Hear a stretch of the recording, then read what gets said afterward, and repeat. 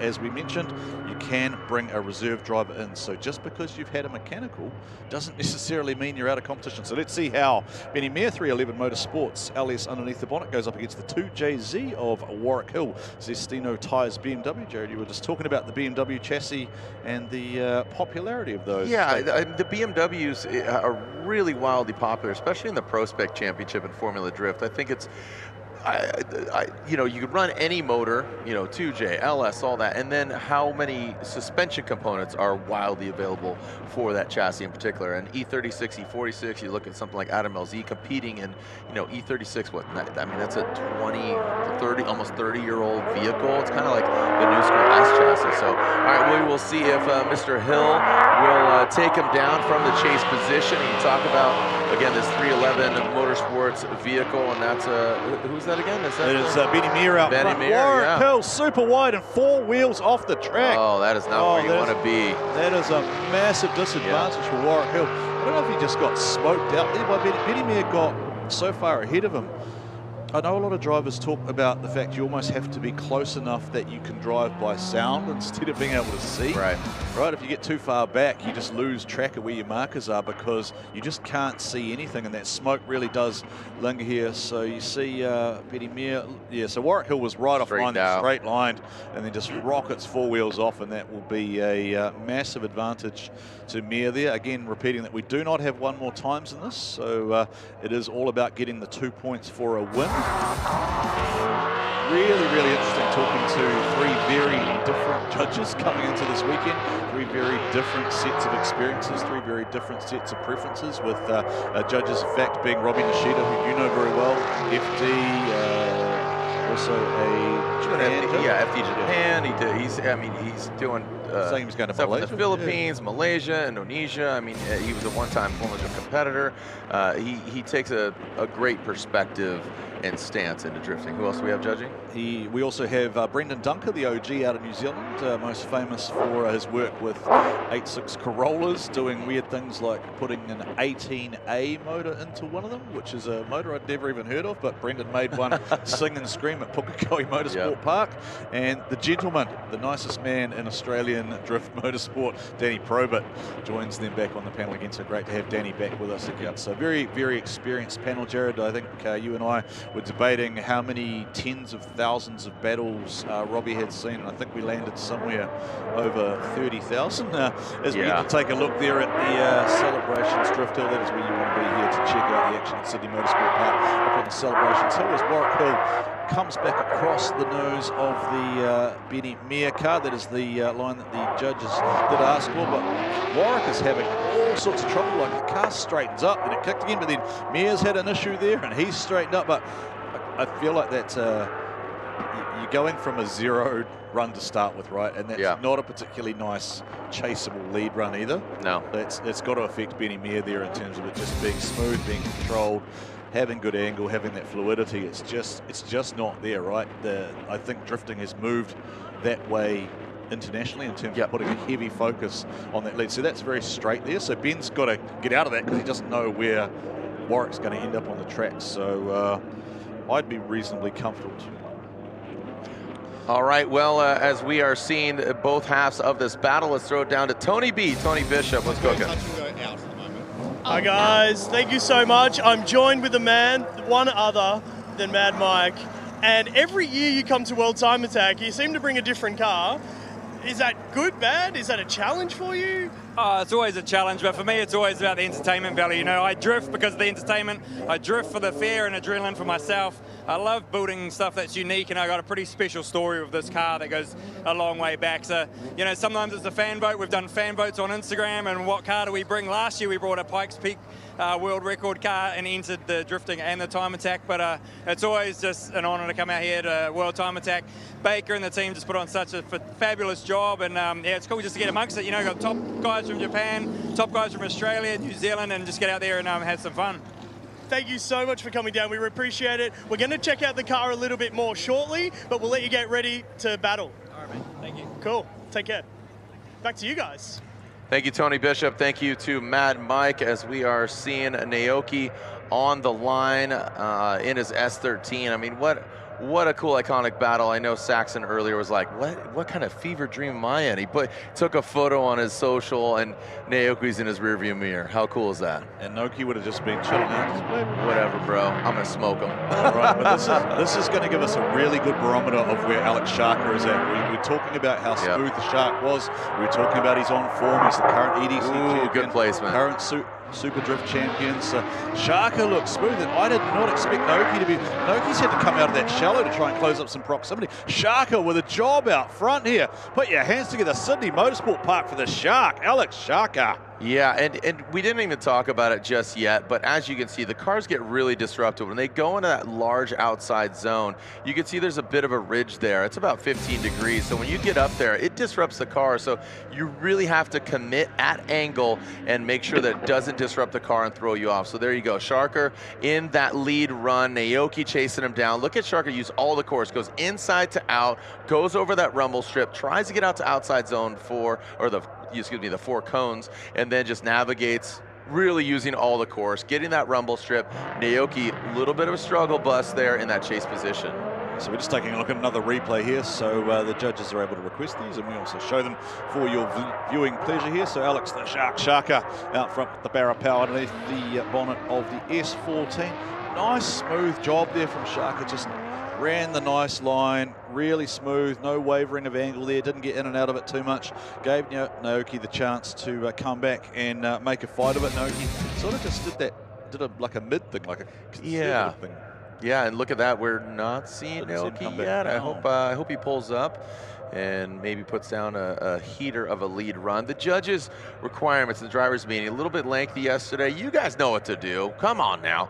And the judges basically said, stay on the right-hand side. The chase car can do whatever they want, but the chase car needs to stay on that right-hand side, kind of blocking out that chase car. But I think that, again, just allows that chase car to navigate wherever they need to be, but don't impede on that lead run. So we have not seen, we're, again, talking about I don't think Naoki's coming around.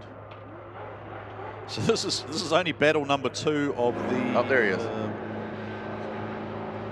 Looks like he's making his way in that, again, beautiful looking S chassis. Gotta love that.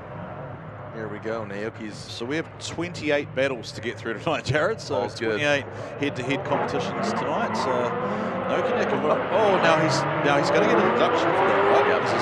That's a half point, I believe. So he's fired up. He's angry, but he's. Oh, Sharky. Now, I think Sharky's been put off by just how aggressive that angle was from Naoki. Was it 2? I mean, now Sharka's got out of that. Sharka has aborted the drift run. Yeah, so that could hurt him. So. That could hurt him, but keep in mind that Naoki is back there quite a bit.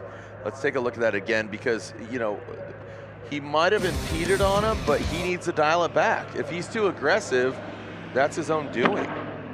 And he's fired up and then gone past him, and he's thrown himself off. He threw himself off. And then he shut it down because, okay, why am I going to drift? I'm too tight of a line, and he's blinded by the smoke. So yeah, as you said, the shark was going for it. I guess this is the mind games, isn't it? This is the experience maybe coming into play. Naoki's been here, he's done this before. He's not too worried about being at a little bit of a disadvantage after the first run. I've got no doubt that his spotters in the air just go and blaze it. Just go and stomp the loud pedal. And Sharka there, you're right, Jared. He got in the wrong place. He then overshot it up the track, and then he transitioned too early, ran across the inside of the track. And maybe even a little fandom. He's like, oh my gosh, I'm gonna beat him. Oh, nope. You know, you had some issues there, so unfortunately, Sharky might be drowning right now. He's swimming upstream. You get the analogies of shark, water? Yeah, a little bit. No, you're supposed to say yeah. Yeah. You have to agree. I was trying to work this out, Joe. I was just like, I wonder how I describe Jared accurately what it's like working with him.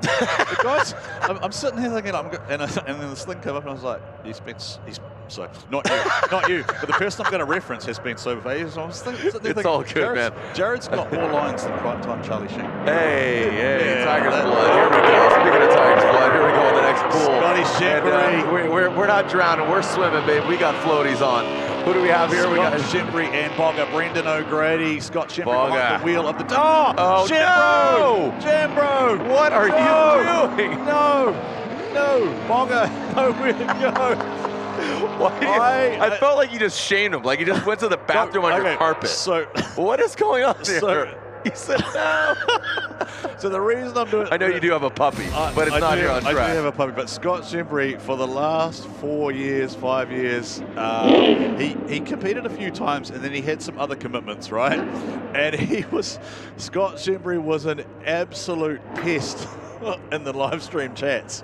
And he said, if I ever come back to drive, just give it to me. Let me have it. Really? Oh, okay, this is a deep cut. Yeah, he loved getting on the lemonades. Yeah. In the live stream chat. And he's a big character, right? Like he's got thick skin. He's not gonna bat an eyelid about me saying anything. He'd probably come in here and just jump on ahead and give it back as good as he gets. But yeah. Oh no. I'd love to. It was good till it wasn't. Like again, initiation when he transitioned going up the hill, it kicked back. The car said no.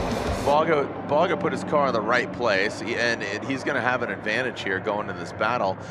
He's going to have the clean air, put the car in the right places. I think he's going to absolutely dominate this. I think he's going to be 2 points richer, just given that chase position. It was good. I think he can level up, but Boga's another guy who is really with the potential to make a name for himself this week, and he's sort of always got to a point where he's got there, but he hasn't quite got there in past. But this pool format puts him really well. He's styled, he looks smooth. Shimry's had the same problem. It's identical. Whoa! 4 wheels off. Landscaping, where? That did exactly the same thing. Now, what I'm wondering here, Jiren, is when I watched the replay when we watched the replay of the first run, did you see how much wheel work Scott was putting into it? Like he was really soaring on that steering wheel, and that makes me think the steering is not right in that car. Oh, you can see it there, like it's flopping, like almost flopping around. I don't know if flopping is the right word. I've heard the term flopping used a lot in reference to various FD battles recently. So or basketball, soccer, but I'm going to say more of a tank slapper. Yeah. The attitude of the car is really just. Do you know the term tank slapper? Yes. Okay, so that when it boom, boom, just you see the weight distribution. But Boga, I mean, absolutely dialed, like I said, from the get-go. This is what I anticipated. Watching that chase run, you could see just the car is very settled. Watch the initiation, it's very confident. Bang. And the car's attitude, you see it squatting, coming uphill, consistent tire smoke.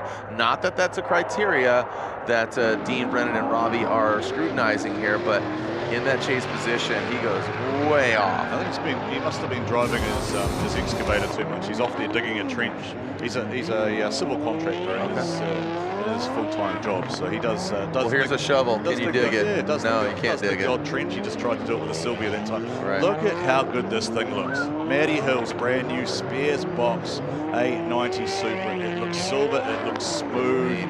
It looks just the lines of that car are just beautiful. Silver Arrow, man, looks like looks like an F1 car. Great looking car, good kit, just aesthetically very pleasing to the eye. And Matty, he's not too shabby himself, as we were saying earlier. Well, yeah. Now that you've thrown it out there, right? Matty is a man. You kept saying it, even when we were off mic. Yes, I know.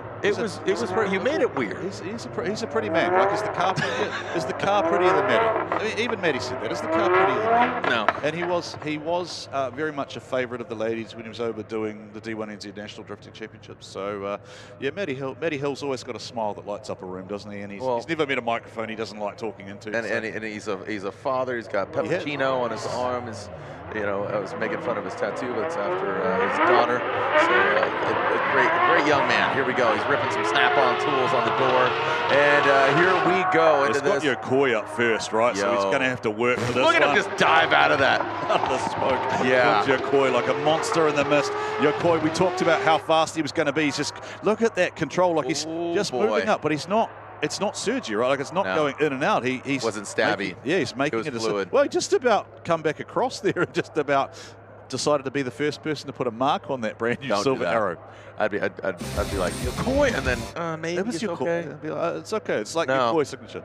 So Matty comes back across the track here. Yakoy stays out. Now, He's on the mid-track. He probably should have been out a little bit further. So he has been able to, I guess, maintain that proximity because he did kind of shortcut across the inside of the track there. It's not terrible. It's probably it's the best chase we've seen so far. You see that work coming in there on the throttle. And this is what I was talking about. It just comes back across just about. Whoa. Matty goes, oh, no. Oh, yeah. no.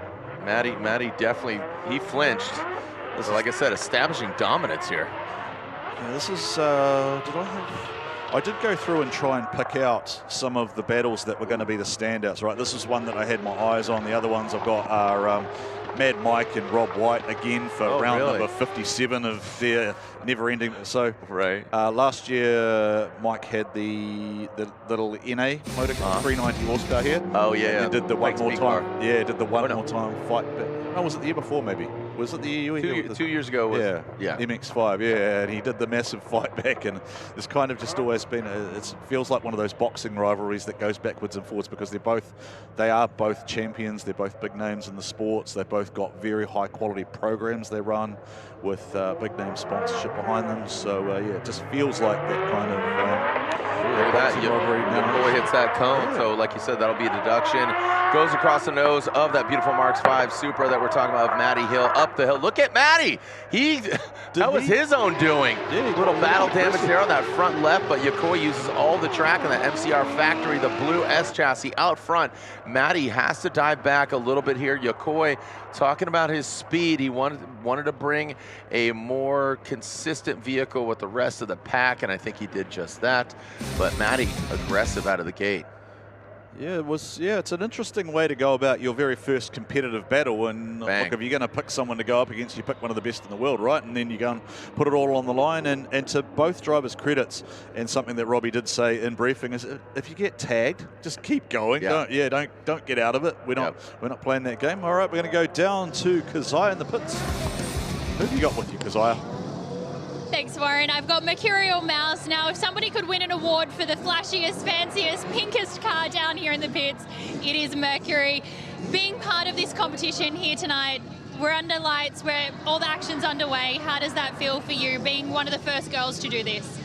Honestly, it's an absolute honour to be able to represent women in motorsport and to drive with some of the best drivers on the planet and be on the world stage is more than my heart can describe.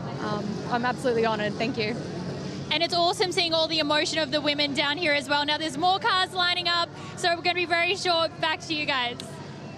Thank you so much, Keziah. Keziah and Tony bringing us all of the information, all the insights, and all the bright lights from the pits down there. The Mercurial Mouse doing a great job. I swear she was the busiest woman just about in the pits with a sponsor commitment, a signing session, some sort of merch giveaway just about every hour on the hour as we progress through the battlefield. And this is Jason Fair in the Barra Wags.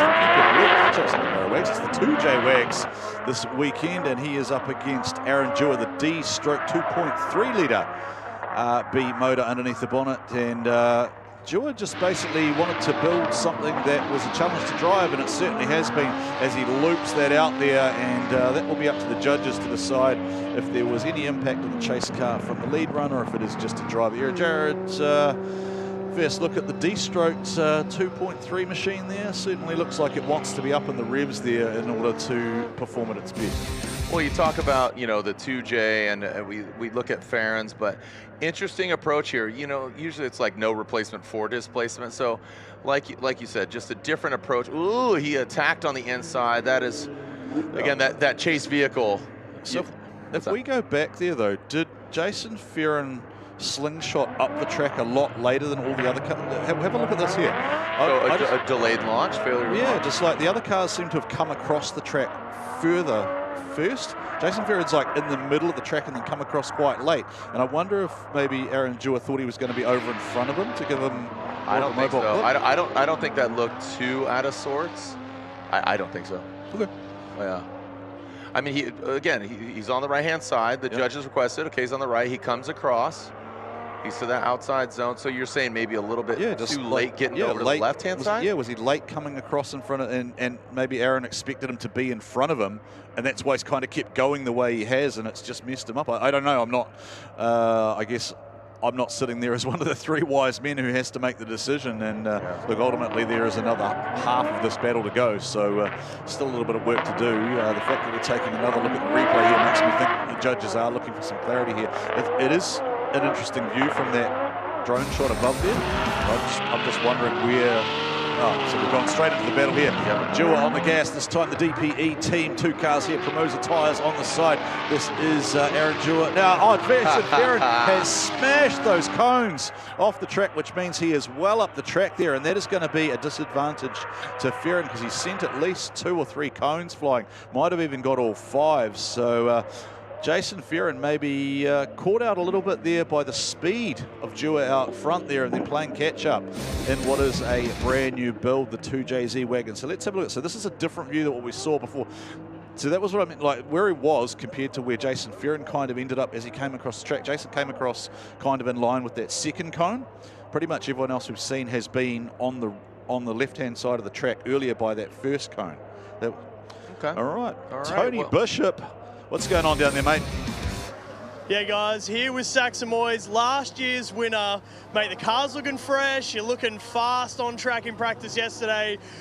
You gonna back it up or what? How you feeling? Look, to be honest with you, it's pretty intimidating. We've got some really big names here from all around the world. But look, I'm keen. The car's feeling good, feeling great tonight. So let's put on a show for everyone, I reckon. Absolutely. Now, the track layout's slightly different from last year. The cones are in a little bit, and we feel like that's been catching people out. Have you been the same? We saw you kind of got caught up in them a little. Just a little bit, to be honest, last night. We're on song now, though, I reckon. So. Yeah, absolutely awesome. The car's good. Car's had a bit of an engine tweak as well, so talk us through that. Yeah, so we got a new engine for this year, got a new turbo. Car's absolutely flying. It's insane. Like, the new Zona turbo is definitely next level. All right, that's something to see. We are excited to see you out on track. Mate, back to you guys up in the tower. Thank you so much, Tony, and thank you to Saxon. Look at that ball of energy. I don't think that car has a motor. I think it just runs off Saxon's energy. So yeah, you might have been right here, but look at. See what I mean? Like, yeah. Well, so you're just saying that it should have been earlier transition from right to left. Yeah, I'm just wondering if that did impact Aaron at all. Like in terms of what, to the letter of what was asked for, in terms of a chaseable lead, right? Going back to the whole, let's focus on the lead. Has that impacted the chase car at all? Because see how Aaron's kind of sitting there wondering what's going on? He hasn't got someone straight in front of him. And I think if we go back to the prior battles, you'll find that the lead car was over to the left-hand side of the track much earlier than that. That's just my interpretation, sitting here having sat through the briefing. So look, we're happy to be wrong, and we have been once or twice in the course of the 20, 30... Not the first, not the last. No, in the 50-odd years that Jared's been calling drift. Back when they had wood wheels. Yeah. Speaking of which, how fast would a Saxon boys Flintstone powered car be? Oh, dude, I Saxon Flintstone. Yeah, just pull the JHH motor out. Absolutely. Who needs a 2J? We'll just have one Saxon power. There are the boys right there. We got again Dean, Brennan, and Robbie. Robbie closest to you there on the screen, and taking a look. What's that? The 329. Yeah, that's Nick Owen, S&N Performance out of Western Australia. Great to see Nick here. He is certainly a standout driver from the West Australian series. Been on the podium a number of times. But we are about to see Toretto from Tasmania. This is Brodie Maher's new build for this year. 2JZ underneath the bonnet, just shy of 1,000 horsepower. They were aiming for 1050. Told me that the turbo on this vehicle is one size bigger than the one he runs on what they call the SR Plenty, which is very familiar to Australian viewers just for its amazing speed. And he has just gone. Michael Tholey is nowhere in that picture. Brodie Maher is another driver who is known for absolute speed. He is always so quick off the mark. He doesn't like the kind of rolling burnout type start. He's just gone. Just grips up, grips it and rips it. But at angle, look at there, Brodie using all the course, goes right to left, gets out to the rumble strip. And yeah, Thorley having some issues in that chase position, that NZ Valvoline S chassis. But Brodie Maher, look at him. Bright, consistent, good fluidity all the way through. Just not part of the equation, Tholey in the chase. Great sponsor placement, though, wasn't it, for NZ, for the Michael Tholey team? That's what you pay these drivers for, to get your brand out there in front of tens of thousands, if not hundreds of thousands of people, as we take another look at Brodie Maher for the Drift League Tasmania team out front in Toretto, blazing away. That was an original New Zealand build, which Brodie built, rebuilt. He has gone to great lengths to replace everything in it. He said there's about 3 or 4 things left of the original build, so it is very much his Danem's vehicle, right? Yeah, it was Danem's vehicle. It wasn't the Danem Templeman who we're referring to, of course, well known for coming over. He was second the first year that we held the International Drifting Challenge. That's not the same car. That is a different car. But yeah, Brodie certainly putting his own Tasmanian touches on that. And Brodie does love it when I try and claim him as an honorary New Zealander. Why's that? West Island, Tasmania, part of New Zealand, not part of Australia. I only claim him when he wins, though. If he's no good, he's dead. If he's no good, he's lost to me. Don't want to know. I'll claim Matt Harvey if he does it right instead. There we go. All right, Tholey. These guys really having struggles with that first cone here. Tholey out front. Let's see if Brodie's got that horsepower. And Brodie's gone off the track. He goes off on the right side. That's something. That's broken. Absolutely. No, he's come off the track. He's shut it down. Yep. So Tholey continues on. We talk about that S chassis, and we talk about winding up, and Brodie having major issues. Let's run it back and take a look again. He will be furious. And, there's a pun in that, right? With delivery on it, he will be absolutely furious, but he wasn't so fast. But it just shuts down here. Oh, there was a spark. Sparks. Could be.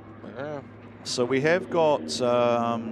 we do have the ability, as we mentioned earlier, for drivers to substitute in reserves, so it doesn't necessarily mean that Brodie is done for the weekend. This is only his first battle, so he still has 3 more opportunities to win a total of 6 points. So he could still see himself potentially in competition, but it is going to be an uphill battle for Brodie Maher from here.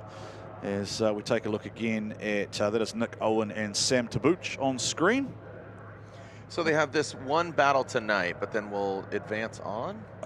They have 2. So most of the international drivers have 2 battles each night. Some of the drivers will have 3 battles tonight and only 1 tomorrow. We're running 3.5 rounds tonight, giving us the 28 as opposed to 32. So some of the drivers will be pretty much done. They'll kind of know where they're at, but others, so we'll see Mad Mike twice tomorrow night. We see Yakoy twice tomorrow night. We see Nakamura twice tomorrow night, just as part of the way that the seeding of the pools works. And I think Saxon Moyes is probably the other who was part of the sort of, I guess, that seeding type thing where you want to see those drivers in action each night. So Brodie's out of the car looking under the back. So Axel, diff maybe? Yeah, that was quite a bit of sparks there. I don't think it would be an engine issue. It could be something as simple as an exhaust. Line tow? Is that what he's signaling? Line tow? There you go, drive shaft. Okay. Well, I guess when you put near 1,000 horsepower through things, right, they get kind of twisted, and if you've got no drive, you're not going to go anywhere. And I guess it didn't skew off to one side either, did it? Like if it would could have been way scarier. Yeah. All right, we're going to go down to Keziah in the pits.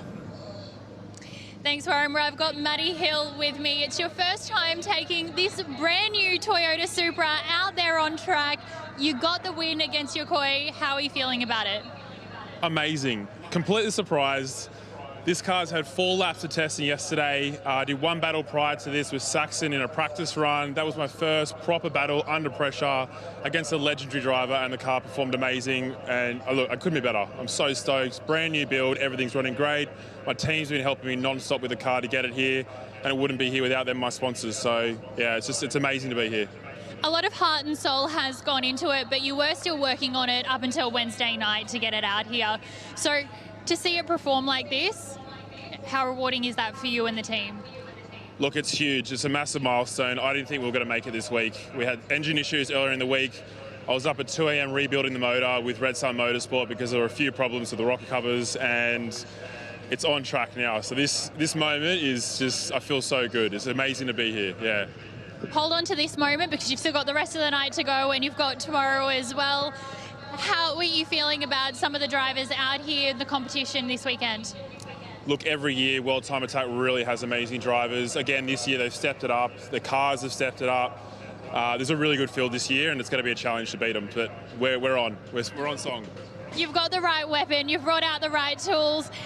I'm going to head back to you guys in commentary, but we're going to continue to find some of the stories down here.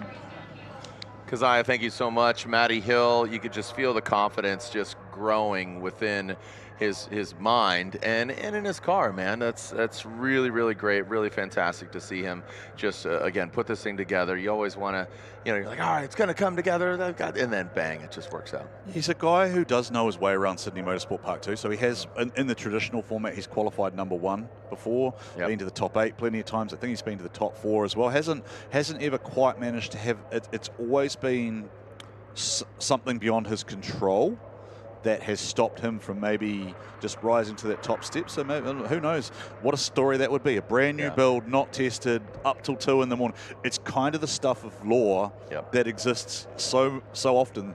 I mean, you would have heard it multiple times over the course of your career in terms of those sometimes are the things that come together. You think back to, let's talk about New Zealand legends, right? Gaz and Tony Whyte are great friends of yours. Now, I think we should go to the judges, Jared, if possible. Yeah, let's converse about placement. Let's talk to Robbie, Danny, and Brendan, and see if we can get some clarity as to what was maybe going on there with the Jason Fair and Aaron Dewar battle, because you and I were seeing some things. So, Robbie, you're getting the short straw to start with. If you could explain, perhaps, for the audience, how you guys saw that one. Do you guys have a microphone? I hope so, because otherwise it's going to be awkward if we have to lip read. I don't know if we can hear you guys, sorry. The Jason Farron battle. Jason Farron going from right to left. Don't know if you could hear us exactly, but again, Jason Farron. Should we try Morse code maybe? Yeah, we'll send a smoke signal. All right. Okay, so a little audio issue there. We'll get them, make sure they could hear us. But an echo up there on a Celebration Hill. So one of the things I love about modern technology is Brodie Maher has just sent me a photo from on the track of the drive shaft hanging out the bottom of the car, and it is twisted to bits. It's not good. So I don't imagine that we're going to see.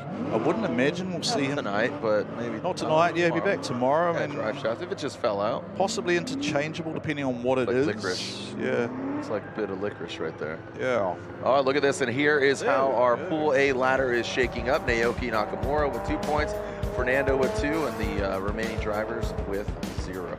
So we haven't, Pool B ladder, Matty Hill, as we just saw, Brendan O'Grady with 2 points. The remaining drivers, Yakoy, Saxon, and talking about Shimry here. Yeah, Tholey. Oh, so okay, so Farron did. So I was, so I'll admit I was completely wrong. So Tholey and did Dewar go off? Dewar went off to me, so I wasn't as wrong as I thought. So we're pretty on the ball so far, Jared. We've got everything. Just call it like we see him, and you know, all the opportunity lies in not only the driver's hands, but the fate lays in the judges' hands. Nick Owen and Sam here coming down the chute. I believe that's R34, right? Yeah, R34 with the RB26 underneath the bonnet. They call it the Beast B34 ST for Sam Tabuch. A little bit aggressive for Tabuch, and he is off the track. He's gone a long way. He's headed home. He's out of here. Put it back on the trailer. He's gone home. He's a local man, but the man from Western Australia, Nick Owen, he will have an advantage, and his spotter will be in his ear saying, look, there's probably been a little bit of a mistake in the chase there, but we've still got a job to do here. You're still going to have to do something in the chase position, because the judges have been very clear that you must do all the right things. That is a 4 off there for Sam Tabuch. Unfortunate for the man from OS DC. Now, how far up the track did? Oh, yeah, I knew Nick went up the track there, but I wasn't sure quite how far up the track he went. I do know that it's very expensive if you go in the grass up there here at Sydney Motorsport Park. They because of how important it is for the time attack as well, right? It's very important that we don't end up as people are coming onto that straight where the hypercars getting near 300k an hour or something, right? So you just don't want any garbage dragged onto the track. So they are very specific about wanting you to stay sort of a meter off the inside of those cones. Some of the drivers, as usual, flirting with a little bit of danger, but Nick Owen, solid effort for him first up here. He'll be looking forward to getting some solid laps in. He certainly had an interesting practice last night where first time out, I think a brake line blew off or something or other and created a problem for him. Twin cars, of course, here for SNN this weekend in the pink. When I say twin, I mean sort of livery and appearance-wise. They're both pink with a similar graphic scheme. Probably some subtle differences in the build as SJ Holland drives the other SNN vehicle in the YTG demos, who we'll see later on. We are at the final battle of the first round here for Pool D. All right, Tabuch out front. Nick Owen chasing him down. Tabuch, they are in absolutely different area codes now. Tabuch wants it. Whoa, where? Well, does that a lead off? Do you call that a lead off? I mean, they're far apart. But they were so far apart. Nick Owen, so it's incomplete. Yeah. I mean, my assessment would be that Nick had a good lead run. I think he's going to be 2 points richer. It wasn't a lead off, but don't know what Nick was thinking there. Maybe he just ran out of tire. That was just not the prettiest of one person. I love the Hurt's favorite, not the prettiest. Yeah. So Nick Owen, though, interestingly, I think he's intentionally done that where he's sat right back because he went so far wide, but then he's maybe got over keen trying to chase Santa. Wrong line, dude. Don't follow me. Yeah. Save yourself. He's out there in Scott Shimry's trench. Yeah, Sam Tabuch is actually just sledging sideways, isn't he? He's on opposite lock, like way out of drift there. So I think you and I are going to be in agreement there that it's probably going to be odds on from Nick Owen there out of the first one, and then probably a couple of incompletes as we take a look at the Super Cheap Make It Super Rob Whyte. That is a 370Z with the NASCAR. That is a Chevrolet NASCAR motor in that one. Rob was very specific that it was a Chevrolet. Always intrigued. I think it's probably a very much a source of pride, isn't it? Whether you have Chev or a Mopar or a Dodge or a Toyota. Dodge, Chevy, Toyota. Yeah. Probably get in trouble if you confuse those brands. Probably not so much here, but probably if you did it stateside. Yeah, stateside for sure. Obviously a lot of money invested in a lot of those programs where they're very protective of their brands. As we take a look at Rob Whyte for the first time tonight with Mad Mike with it. They're back at it again. Oh Mad boy. Mike! Smashes into the back of Rob Whyte. I told you it was going to be like a boxing match, Jared. It's a boxing trilogy, and Mikey has just absolutely punted the back of Rob Whyte. But Rob Whyte wasn't traveling at speed. Like, that was almost like he got out of that. Yeah, I got to say, Rob Whyte came in on the inside. Mike couldn't really go anywhere. I'd like to take a look at different angles here, because watch Rob's initiation. So here goes Rob. He's on the right-hand side. He doesn't. So he's on the left, he works it in, and look, where's Rob at? Yeah, he's on that right-hand side and just didn't transition. So I honestly, I don't think Mike could have gone anywhere. That was it was an interesting placement of Rob's vehicle as he transferred over to that outside zone. I 100% agree with you. He's ended up in the wrong place, and then he's just actually got out of the gas because he's lost. I don't think you'll see the smoke stop. Yeah, Mike can't go anywhere, and he's blinded by the smoke. So that was definitely a checkup of Rob Whyte. Now I'm gonna hope. Yeah, obviously the hope. Now is that radiator? And that's what's in the front of that? Intercooler radiator. Yeah. Does it have the traditional big front-mounted intercooler placement in the radiator? I mean, it's steaming. You could see fluids. I mean, that's less than ideal. You could see Mad Mike's body language. It looks like he's already checking. I mean. I know, big chrome bumpers. He's got the big grill. So this is detrimental in so many ways. Obviously, one, if those fluids, we got to clean those up. Two, is the car fixable? Yeah. That would be quite devastating for Mike. He obviously, wants to win, but also wants to put on a show. So he's got an action-packed weekend. Let's take a look at it again here. So watch again. Rob initiates, uses the course left to right. Mike's tip to tail. All right, transition. Let's go. Transition, Rob. Transition. Like, he's pointed the absolute wrong way on the wrong side of the track. Or he's on the right side of the track, literally. But I think Rob would have, if he hadn't have got out of it, I actually think he would have gone off the inside. I think he would have just driven straight off the inside of the track. You can see that he's done that, and then he's gone to correct it. Then you saw it correct. Yeah. A quick little jostle of the wheel, and Mike just gets in the back of Rob. Just almost like there's just something bump started him. Yeah, bump started him. Look at that bash bar. I mean, that is absolutely punched in. You could see the exhaust there of Rob Whyte. Race tape, I mean, that's aesthetics, but you might want to take a look at the exhaust. Forget the taillight. Like, look at the exhaust is pinched out. Look at that. I mean, that went into Mike's front bumper, and yeah, that's going to cause some damage. So I want to take a look at that. Yeah, is that jammed that canard up into it? Maybe. Oh, that's folded around the bar, isn't it? Yeah, Come up. that's what I'm saying. That's a hard hit. That bash bar doesn't look straight either. There's Rob Whyte's son, George, I believe is his son's name. Rob Whyte just sitting behind the wheel there, no doubt has his view of events. You see Shane from Stacked Ink in there, just having a chat.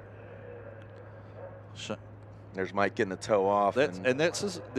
Mike is just forever the professional, right? That's as close to kind of frustrated as you're going to see him openly express. Look at that bumper. That is a dejected look on. I can't think of any other word to use. Like that is his.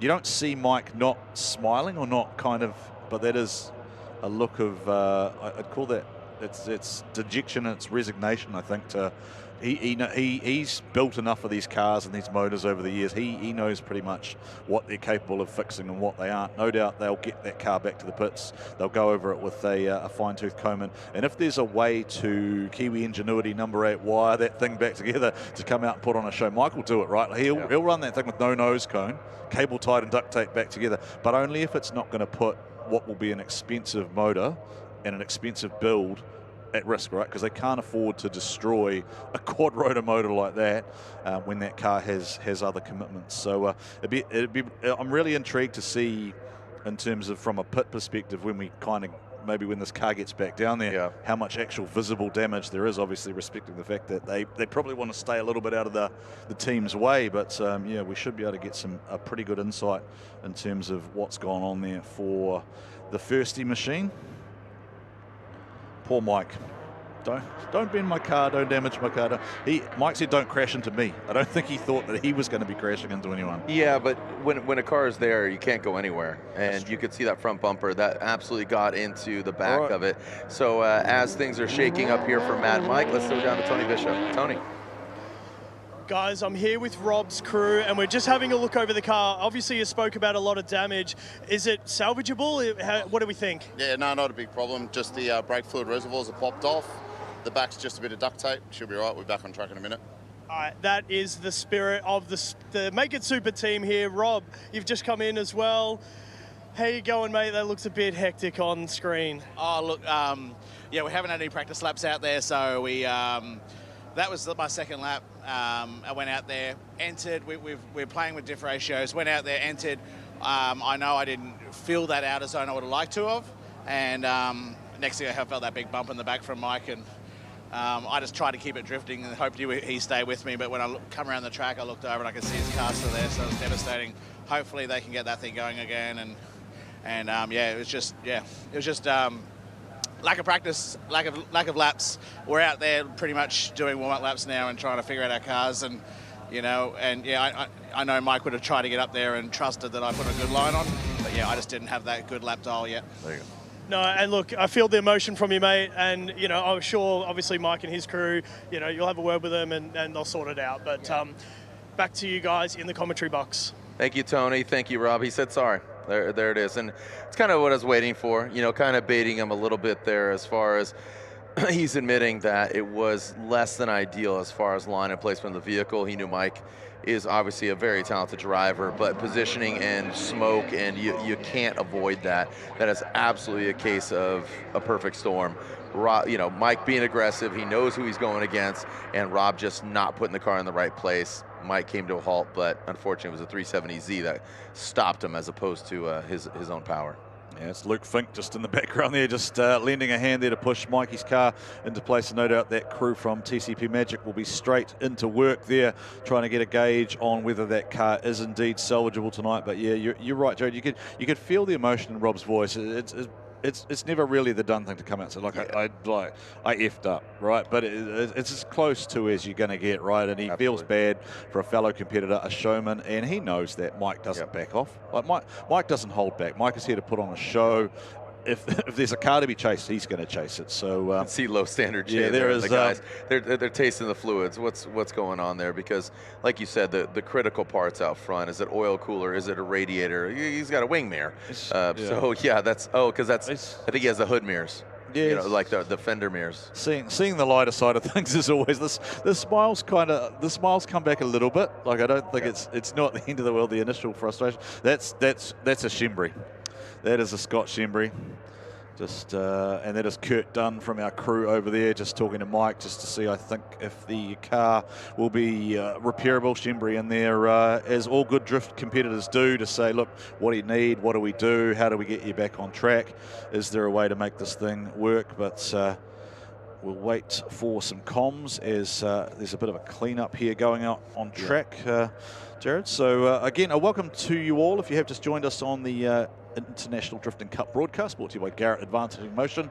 It is part of the Yokohama World Time Attack for 2025. Warren Sear along with Jared Deander bringing you the action. We are 1 round deep of our unique pool format here at the International Drift Cup. So drivers competing head-to-head in battles. They run each driver in their pool once.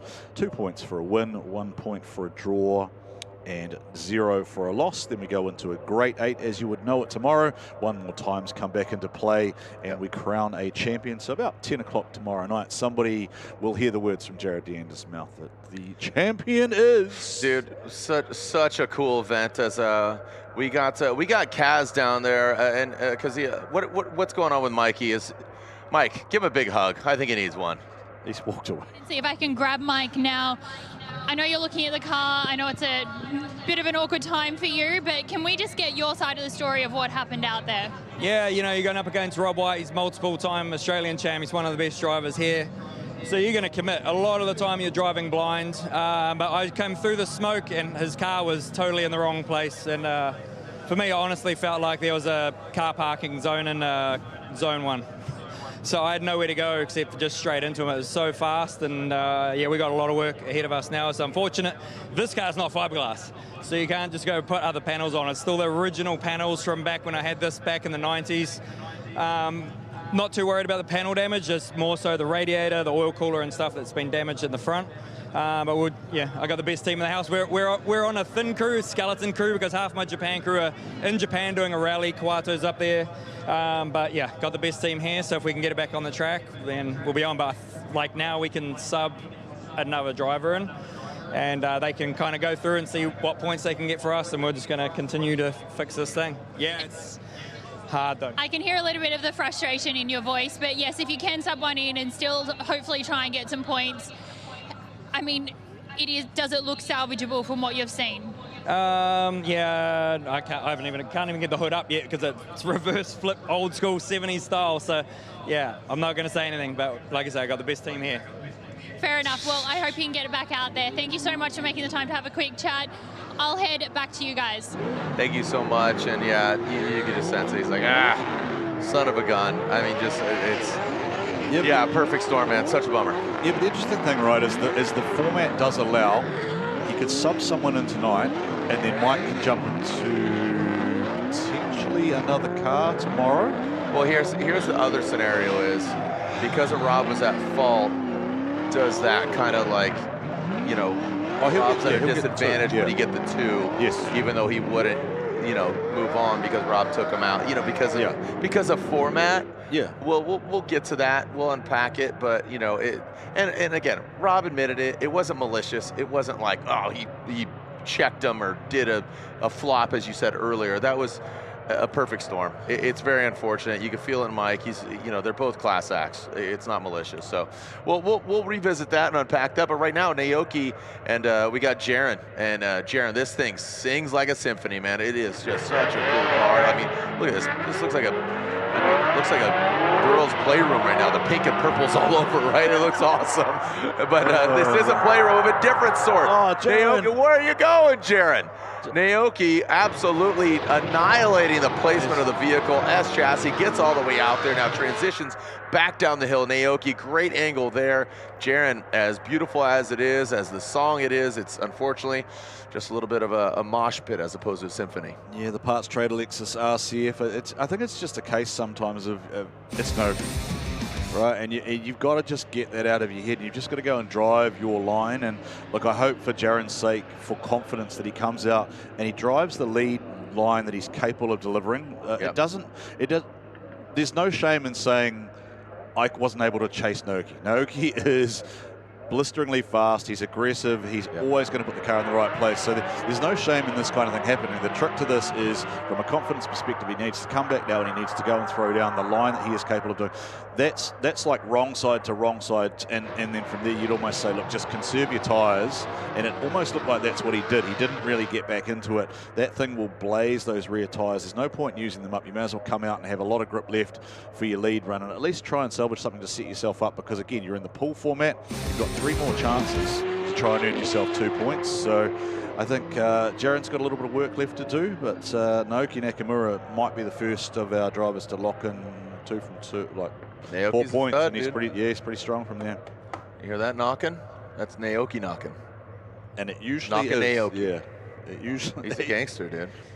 He has was it burst on his shirt? Team Burst, dude. Legends. Was that a fruit burst that you threw at him? I did. You did throw. Yeah, it. in the driver's meeting, I might have thrown some gummy worms at him. There were snakes on a plane in the driver's snakes in the driver's meeting. Yeah. You know, mother father snakes on a mother father driver. Actually, that wasn't the first hit Mike's taken today. The first one was you throwing a gummy worm at him. Hey. Yeah. It wasn't me. I plead. It was Naoki. I plead the Shaggy. Yeah. It wasn't me. Fair enough. All right, so we are seeing Jiren on the start line. Naoki he's coincidentally just kind of slow rolling it back to the line. Come on, homeboy. He's on JDM time right now. Let's get you up there. Slow rolling. Does the car get hot? Maybe. Oh yeah, absolutely. Yeah. Is that something that he's intentionally managing? Maybe that. I think that's strategy. Come on, well, that's bud. what I'm asking. I think it's a Tony or a Kazaya question. Like, is Naoki intentionally managing that return back round, or is that just how he prefers to play things? And obviously Shane's down there and translating, so maybe Kez or Tony might be able to find that out if it is an intentional thing. This will be the last time that we see Naoki Nakamura tonight. We see him twice tomorrow in the qualifying battles. He has Warwick Hill, and he has either Fernando Wheel or one of the reserve drivers potentially tomorrow. Now, the fact that he's got the door up, he's asking for something here, just makes me wonder what's going on, whether maybe something is loose. He's waving almost like it's, maybe it is getting hot, like he's trying to fan it. Yeah, maybe it is potentially overheating. Yeah, that could be the case, and that's why he is like, hey, you know. Yeah, because if it overheats, it's going to hit a cut, right? And then if it hits a cut, it's going to pull the power out of it. So not so dangerous in the chase position, because he's not going to lose power and suddenly have someone come up with him quickly, but it is going to restrict his ability to chase Jiren as aggressively as he normally would. So. Or even chase it all. Yeah, hey, look, if you're out there in live stream land, let us know where you're tuned in from around the world watching. It's always good to know where the fans are. We've got a full team who manage the live stream. They let us know who's tuned in where, and we usually get a few of the European fans tuned in. We get a lot of people from Finland tend to tune. Finnish drifting community, very, very passionate people. No matter what, they always finish. Yeah, they always finish. They always finish. First or last. It's 3 a.m. and my 19-year-old's up right now. Oh, how is Parker Jet? How is Parker's PJ? chilling. I'm challenging him right now. He just posted a thing. I was like, where are you at? He's at a bar. He's at a bar. But it's 18 overnight. Right. So I just told him to tune in. Robbie Nishita's on Instagram too. That's how we're that's how we're conversing. Right. Okay. Yeah, well, did you tell Robbie what we're actually asking before? We got clarification. Yeah. Right. Yeah. And that was courtesy of the points. So, right. All right, back to the action. Things are heating up literally and figuratively. Jiren out front and Naoki chasing him down. All right, Jiren had a lackluster chase run, but now across the nose of that S chassis goes Jiren, and there's Naoki knocking right now. He is literally on the door, maybe too aggressive there. He does allow himself some room, has to back up, but then surges forward, cuts the line a little bit because of that contact.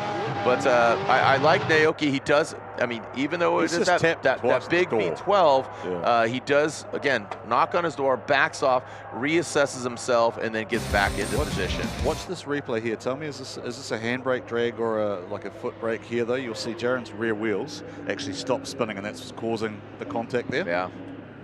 Yeah, so a cause and effect. Not as violent as we saw with Rob and Mike just a little bit ago, but to your point, Jiren needs to be on throttle there. right? We don't have the, what do you guys call them? The momentum lights, right? The momentum lights. We've utilized those over the years. It's an aid. We're not absolutely married to those, just because, technology. Sometimes it's your friend. Sometimes you just hate the damn black mirror and just want to throw it out the window. Yeah, and it's important to point out too that Jiren and I are calling 100% to camera and live stream. The judges are up on the hill. They're looking down the barrel and they're looking at the track in a quite a different perspective to what we are. And one of the things I do love about whenever Robbie is judging is Robbie always says, well, unless you've got exactly the same view from exactly where I am, don't challenge my call. Yeah, that's right. Bring me something from exactly where I am and show me what I missed in accordance with what I told you to do in the driver's briefing, or just respect my call. And I kind of like that. Like, I kind of like it goes back to the whole be who you are. It's not being a villain, but it's being very, this is how I'm going to call, as we take a look at armchair experts. Don't people? Yeah, Warwick Hill, speaking of armchair experts, there are a few of them tuned in already. Hello to Ben Jenkins, New Zealand-based driver. He's out there in live stream land, tuned in already, Jared, and he hasn't corrected me yet, but I'm sure he will at some point when I forget to mention one of his accolades. But here we go, Warwick Hill looking, Alex Shaka. I was going to say Shaka was looking good and flowing and smooth again, but Shaka's just blown fully off the track. That's an all 4 off incomplete from Shaka after, he missed out the first time. Nakamura as well, and that's going to mean a lot of work for the Shark. Yeah, the Shark unfortunately got caught in the net here, and he's floundering his way past. Watch, not too bad here, but look at, as you say, Warwick using all the course and gets out to the outside zone. Little sloppy, aggressive, but there goes Shaka as he goes off just outside of camera view. So he's having some issues with the car, just really fighting it. Again, beautiful looking S chassis. Watch how aggressive Hill is out front. Bang, just gets right to angle. The car grips up, shoots in on the inside, but Shaka way back there, and this is where he straightens out and he goes off. Look at, almost like he's losing power because the headlights are flickering. Maybe he's having like a voltage problem. Yeah. I don't know. Maybe just don't. Not that, that is it. But that would explain that as well. So if you lost power as well, you would lose the power steerings. Yeah. All right, so we're going down to Tony B in the pits. Just checking out the team with Naoki Nakamura. Obviously a V8 performance car, a hell of a lot of horsepower, and the thing is getting very, very hot. So is confirmed, just trying to manage temperature to keep the thing alive.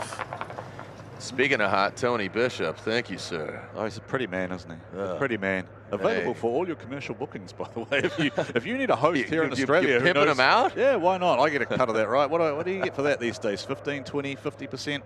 In Australian dollars, and a cheeseburger. That's a lot in New Zealand, right? Australian current. There is Naoki Nakamura, the smiling assassin. Yes, he just looks relaxed, not bothered at all. Don't smile, Naoki. Don't smile.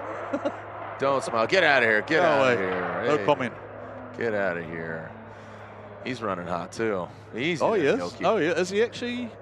Huh? Is he a little bit heated there? No, is that not at all. He's playing it up. Is he telling Shane to go away, the translator? Yeah. That way you can't interview me. If the translator's not here, you can't interview me. All right. So Nakamura, I believe had that advantage. We'll see. Yep. Yep. All right, so moving on down, we got this should be Yakoy and Saxon Moyes. Oh, no, sorry, the second half. My bad. I apologize. Got ahead of myself here.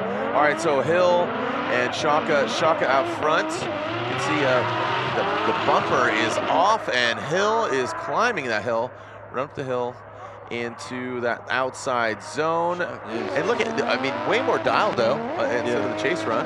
A lot better than it was the first time. It didn't flick back straight like it did, but you can see where Shaka was fighting that car and it wanted to come back and correct him. And then Warwick Hill just finding the inner turf there, but he's past the inner clip. So I would hazard a guess there at that'll be 2 points to Warwick Hill there with a all 4 off for the Shark the first time around. But we are getting the results as they come through and they're being fed in real time to the live stream. So you'll get it coming up. There's the there's a look at social media right now. A little bit of a waiver there. Well, I do like. I mean, it's become part of what we do though as a job, right? Because there are things that you and I talk about. There are things that the live stream audience sees. That they want, social media. They want to get involved, and I do like the fact that that drift fans are very passionate. There's a cone stuck into Warwick Hill's car, by the way, at the front of that car. I don't know if it was there for the whole run or not, or whether it came out. But if we do get shown that shot again, you'll see underneath the front of Warwick Hill's car is one of the marker cones. I suspect that is actually the one off the inside of the track here, is it? Is that where he collected it? I think it might have been off the start. Yeah, so, oh no, we're not going to, nope, not seeing that again this time. Well, we're doing all right so far. We've diagnosed a heating issue, so we've well, now that you brought that up, you've cursed us. Yeah, I appreciate that. We should, well, I did that earlier, right? Because I mentioned someone and then someone did something, so.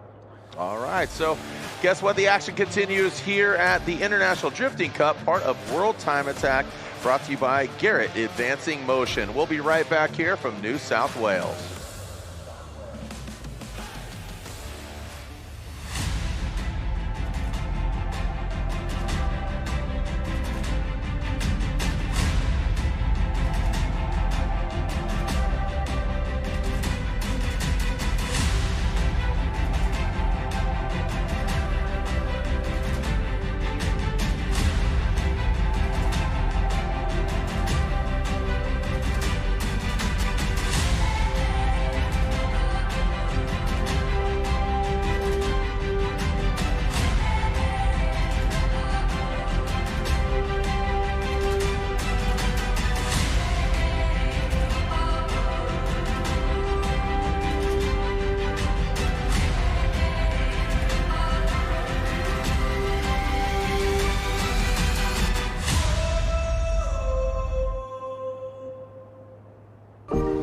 Welcome to Sydney.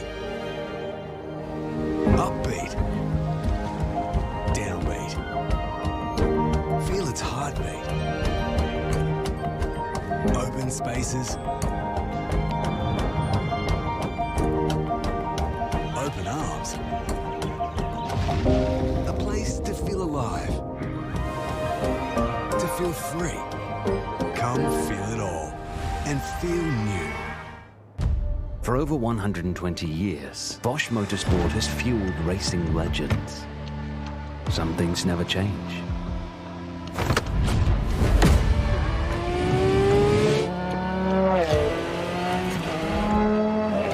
Every detail, at every moment, optimized.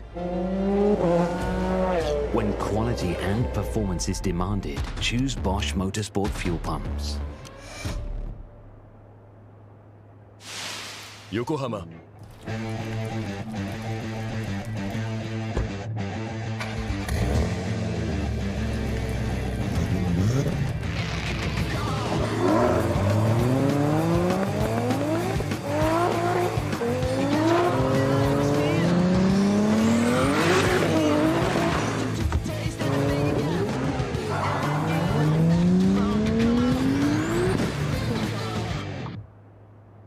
That's not a charger. This is a charger. Bloody hell, that thing's screaming off its head. Stock as a rock, mate. Matching numbers and all. It's all about that turbo flutter. I was told to get a family car. I did, but it's a turbo. Mate, you could have at least gotten one with chrome bumpers. We speak your language. Enthusiasts like you, we understand your make, model and mods. Enthusiast, anything but ordinary. Super Cheap Auto has been making its super since the 70s. Whether it's a quick trip to the shops, driving to work, driving home from work, circling for a car park, or you're just out chasing bad guys. Whoever you are, whatever you drive, make it super. Super Cheap Auto.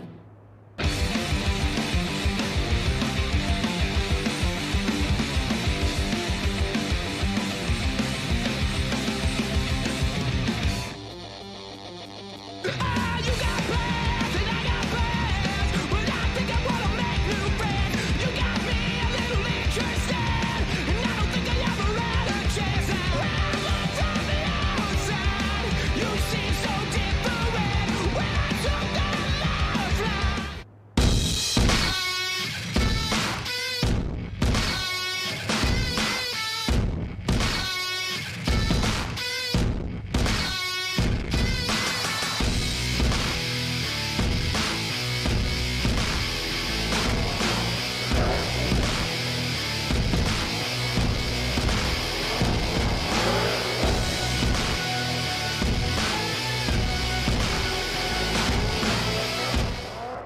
Performance tuners and racers trust Bosch technology for their high-performance engines. Precision, reliability and performance. Bosch fuel injectors give you peace of mind, knowing your engine is getting the best fuel delivery. Race after race, year after year. Optimised spray formation for improved combustion, smoother power delivery and better throttle response. Bosch fuel injectors will put you ahead of the competition. Search BOSCH Motorsport Australia. There's good, there's better, and then there's Bosch.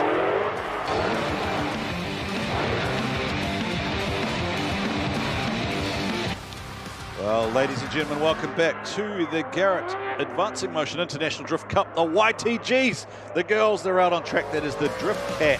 Yeah, the girls. Catherine Hewittson out on track as we take a look at a points update here. Naoki Nakamura, 4 points. Fernando Wheel, 2 points, courtesy of Benny Maher. Warwick Hill, 2 points. Jiren Olive Krona has a 0, and Alex Shaka has a 0. So a lot of work to do for those two drivers if they want to see themselves in the top 8 tomorrow night from Pool A. So Drift Cat, if you're wondering why she went first, it is because she was first. She is the OG, started drifting back in 2002, 2003. She was a trailblazer. She was one of the first female drifters competing anywhere in the world. She's been international. She's been to Japan. She's been to Chile. She's been to the United States.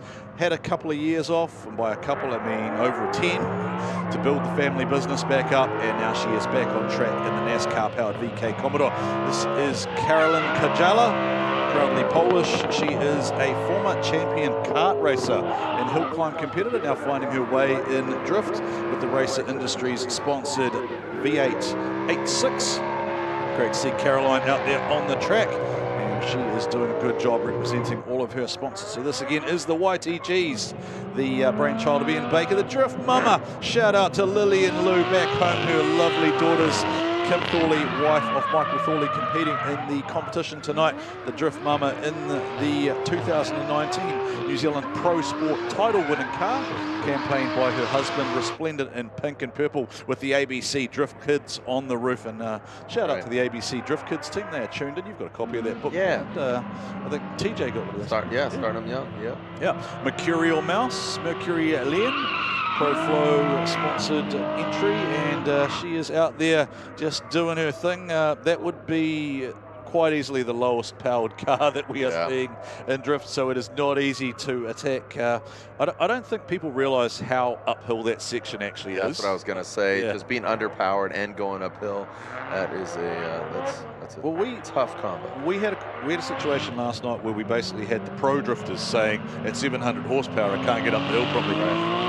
Carly Bell, Custom Imports, mechanic by trade, owns her own shop, has been in the trade since 16 years old. This is her biggest driving event ever. Great to see Carly out there. She's built that car over the last 4 weeks with her team in a nice custom livery out there, and she's got the hand out the window. How good is that? Carly Bell having some fun.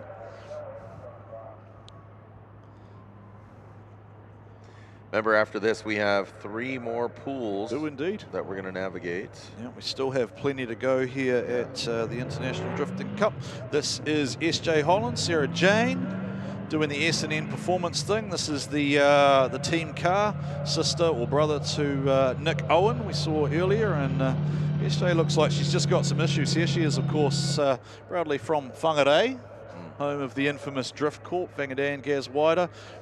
I told them earlier just about this, right? Like, these girls just should be out there just proudly. It doesn't matter if the car doesn't play the game, just go and give the crowd a wave. You are part of groundbreaking drift culture here at World Time Attack. You're part of the first ever YTGs. Nobody else can ever take that away from you. You are one of the chosen ones. There are 100 girls sitting at home who would give their left race seat to be right where you are now. Speaking of stories, Christina Butt-Hilkes, Australia's, is it possibly the world's first para drifter? Christina drives this car purely with her hands. Yeah, you said Bluetooth. Yeah, she drives by Bluetooth. So she's the gal in the wheelchair. Yes, correct. She is in a wheelchair full time. Christina told me, I said, what do I tell the crowd that might be interested? She said, well, you probably need to tell them that for fun I used to jump 55 feet on a freestyle motocross bike. Now, you and I would probably get a little bit scared at jumping 5 feet, maybe. Yep.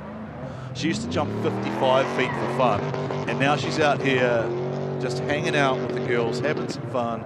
BSC Performance, Boga and the team have helped put that V8 motor into this, and it is great to see Christina Witt-Hulkes out there. Speaking of interesting stories, the Black Peach, Uramomo behind the wheel of another wild J Duca creation, a 2JZ 800 horsepower Odyssey rear wheel drive wagon. So Black Peach is a content creator and a model who favors the beach gal style as it's known in Japan. She's also dabbled a little bit in mixed martial arts or fighting. I don't quite know how modeling and fighting goes together. They seem counterproductive, but anyway. Local Sydney girl, and as she proudly told me, the better Shimry, Jess, no relation whatsoever, but apparently can make a mean cannoli and tiramisu, which I'm hoping she delivers tomorrow, and that is powered, interestingly enough, she told me, as a Toyota purist, that is a front-wheel drive Camry motor. Yep. 3.3 litre Camry motor in the Cressida. Out there having some fun is Jess Shimry, who's a part of the local drifting scene here in Sydney. Does plenty of laps here at Sydney Motorsport Park. So here is a look at our pools and how they stack up. So pool A, we took you through before. Nakamura on 4, Benny Maher on 2 for Fernando Wheel, Warwick Hill 2. Pool B, Matty Hill on 2, Boga, Brendan O'Grady on 2, Yakoy, Saxon Moyes and Scott Shimry yet to register a score. Michael Tholey and Jason Ferrin both have 2 points in their pools, and Mad Mike got the points there. Rob Whyte adjudged at fault, so Mad Mike has 2, so he is not by any means out. He should have had 1 more battle tonight, and he'll have 2 more tomorrow, so potentially a few more hours in the bank for Mad Mike. As we take a look at a real titanic battle here, Jared, this is going to give us a good look at this pool in terms of who is likely to succeed and who is likely to come out of it. Saxon Moyes, defending champion, 22 years old. Masashi Yakoy, multiple-time D1 champion, and here comes Moyes, right up to the door. Yakoy left it open for him, and Jared, the young fella, he went to kick it open. Yeah, I thought that was really good, precision, aggressive driving. Yakoy gave him the opportunity to chase him down. Really good angle there, and again, probably one of the most hectic and but precision driving there towards the latter portion of this run. It's like controlled chaos, wasn't it? It was very much. It's like watching 2 heavyweight boxers where you know that they're both capable of throwing that big punch. They're kind of dancing around each other, and then it's like, okay, I'm going to have a go now. Right, I'm going to have another crack at you. Right, and I'm going to throw another little jab in there. Throw another little jab, and I'm going to throw a little hook. And also, if you can recall, this is a repeat of the finals from last year, where Saxon got Yakoy, and earlier today in a VIP interview, Yakoy said that I want to take him down. I'm not letting this kid push me around. So there it is, flirting with the side of Yakoy as Saxon Moyes, but Saxon continued on. Let's change the order. He's got to be that bundle of energy in the car right now, isn't he? Saxon Moyes will just be bouncing around there. He'll be like, right, I've got one of the best in the business. What do I do? Right now, it's my turn. So the interesting part now is going to be, we saw Saxon a little bit last night, and he can't hear me at the moment, so it doesn't matter what I say. Last night he overdrove a little bit. There's that cone underneath the front of the car again. Good spotting, Jared. Hopefully the grid marshals pick up on that. I don't know where he's picked that up from, but I don't imagine he wants that under there, because if that comes out underneath a front wheel, that won't make the steering inputs particularly pleasant. Nah. But yeah, in practice last night, he probably got to that 105, 107% mark where he was just a little bit too aggressive and he overdrove it a little bit. He's got to be smart now. I feel like that was a good, solid chase effort. And he's now just got to throw down, and he's got to go, okay, right, one of the best in the game is going to chase me. It's on me now to throw down the lead run. Yeah, I'm expecting a big, aggressive initiation here from Saxon, like you said, and we talk about his energy as a driver, as a young man, and the confidence from Saxon placed on Yakoy will create, I think, a really good battle here. We only are in round 2, Pool A. So here goes Saxon out front. Let's see this cross the nose of Yakoy. Yakoy drops into formation. Well done there. You can see him just grabbing that grip, gets to the side of Saxon. Now up into over the crease. Now out. Look at Saxon. Great placement out front. He is absolutely dominating. This is why he won last year. Good placement of the car. Good angle. Yakoy could not catch him at all. Is that the best drive of the prescribed line that we've seen tonight? Absolutely. I think it would be, wouldn't it? Yeah. Yeah, and this is what I was talking about, is Saxon being confident, knowing that Yakoy's back there. He's like, all right, I gotta put on a run. And Yakoy is right there, front row. So nice to see both drivers showing a nice amount of respect there. Yakoy just fell into proximity, as Jiren mentioned there, tucked back up. I expected that Yakoy, I talked about his speed, that he would have been able to make some inroads there. But what he did do to his credit was he did stay out. He didn't tuck right to the inside. So he kind of did what the judges wanted him to do rather than worrying about proximity. We've seen a lot of drivers fall into that trap of just going straight to the inside there, and they try and tuck up. It becomes all about the old school kind of how close can I get, but you've sacrificed your angle, you've sacrificed your line, and then the judges are going to go back and go, well, okay, so Saxon, how did you chase Yakoy? So I think the advantage there, certainly from a proximity perspective, goes to Saxon. Saxon's come down that track definitely through the section there, but no major mistakes there, and I'm really intrigued to see when this result locks in as we take a look at the Vector Anything Mechanical 8.6. Saxon did want to send a shout out to both of those sponsors, Vector and Anything Mechanical, both instrumental in having him here. See the team down there. They proudly told me that they've got some crew members from New Zealand. It seems to be a badge of honour over here. We've found some Kiwis. Well, they're bigging you up knowing your nationality, but some of us are useful, unlike me. Don't cut yourself short. Brendan O'Grady and Matty Hill. So here we go, Boga and Matty Hill with that, as we've been bigging it up there, the beautiful Mark 5 Supra. But there it is, Brendan O'Grady up the hill, gets it left to right, comes up in an outside zone. Talk about placement. Saxon did a good job, and there we go, that Cage Kit Australia S chassis makes his way down the hill, and Matty Hill hard grips up and shoots in. Yeah, Matty couldn't keep it at angle, so he's really shallow to the inside. He didn't actually get out to the outside of zone number 1 there, and then from there it was all catch up. Now, importantly in this battle too, both of these guys already have 2 points, so one of these is going to grab an advantage over the other, because the way that there is the way that the tiebreakers work is first win, then it goes to a count back based on the result between the two, if they were to end up on the same points. So first win, so both of them got a round 1 win, and then they would go to effectively the next tiebreaker would be that head-to-head, right? So yeah, interesting here. So you'll see sort of Matty stayed to the inside here. He sort of shoots across to the inside there without a lot of angle in the car. And then I actually thought he was going to jump across the inside ripple strip there. He did manage to pull it up, but then it corrected there again on him, and it came up shallow, and it was a steering input. So I'm going to say I reckon it's advantage Boga at the moment. Absolutely. I think Matty threw himself off. Like you said, he hung out on that right-hand side, car gripped up, shot in, almost went all the way across, a couple wheels off, but Matty now making his way to that lead position. Matty with the clean air. Let's see how Boga does chasing down Matty. And he'll still be learning that car and what it's going to do each and every run, so it won't be predictable by any means. So when you're coming up against a guy like Boga, who's he's pretty on form at the moment, and he's got a lot of power, he's got a decent tyre underneath him, he was throwing down hard last night, he's got nothing to lose. So let's see what Boga does in the chase position. Boga's certainly much closer there, out on the Boga! Oh, I thought he was going to shortcut across the inside there, but now almost it's almost a carbon copy, right? Like we sort of definitely more untidy in the chase from Matty.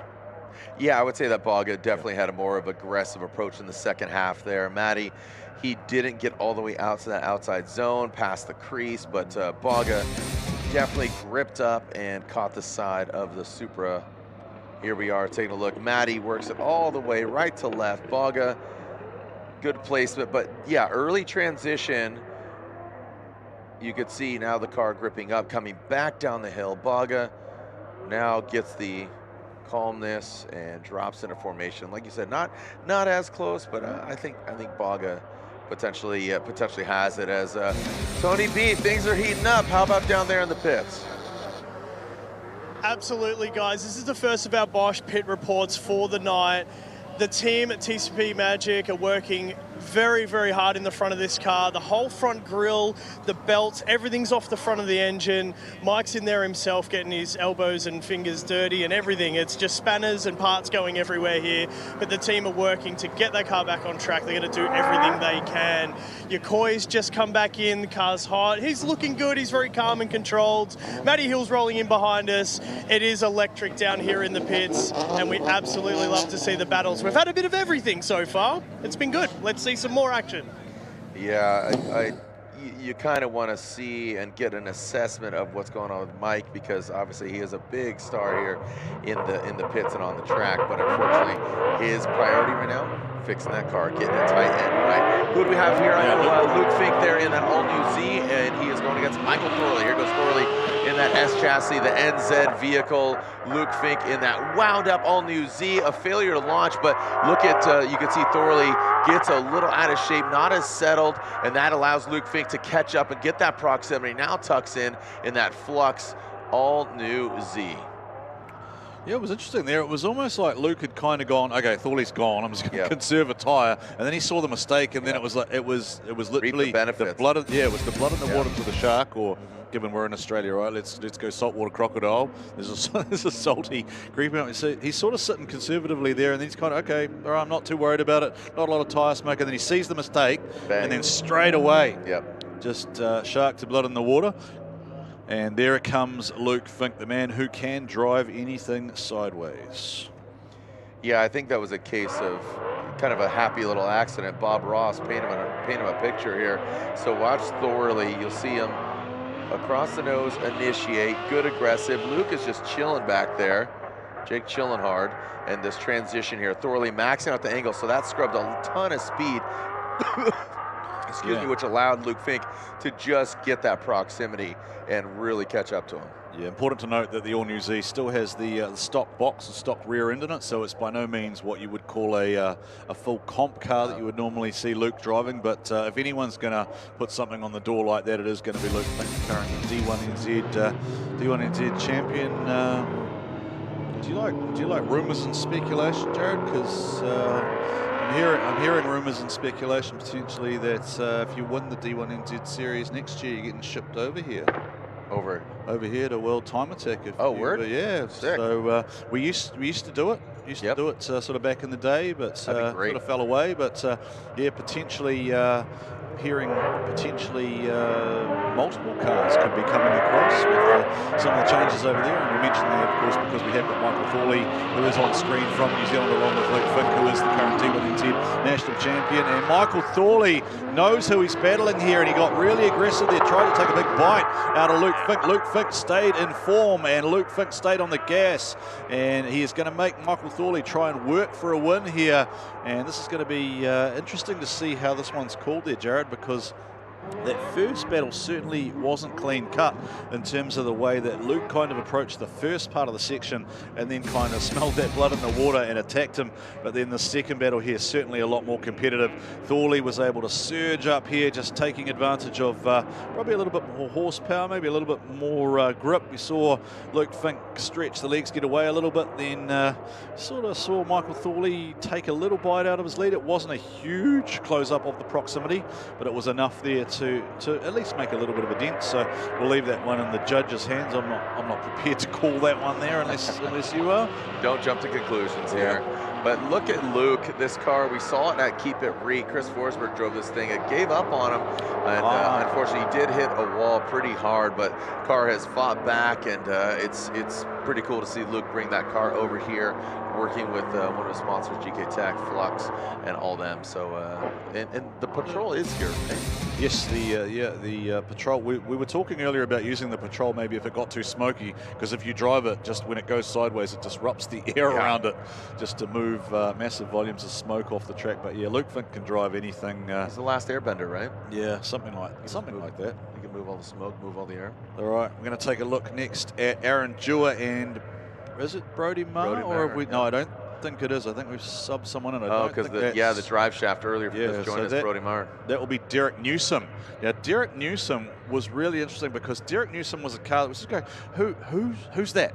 There's a guy that's just come out and he's blazing the section in practice on Thursday night, and it was actually Derek, who is a reserve driver, who just fell straight away into form, and straight away Dewar has clipped that marker there, so there will be a slight reduction for that. Oh no, it is Benny Maher. It is Benny Maher, so second drive for Benny Maher for the night. So Benny Maher, interestingly enough, is being asked to do a lot of driving in different pools against different people, but he's had a massive wash-up.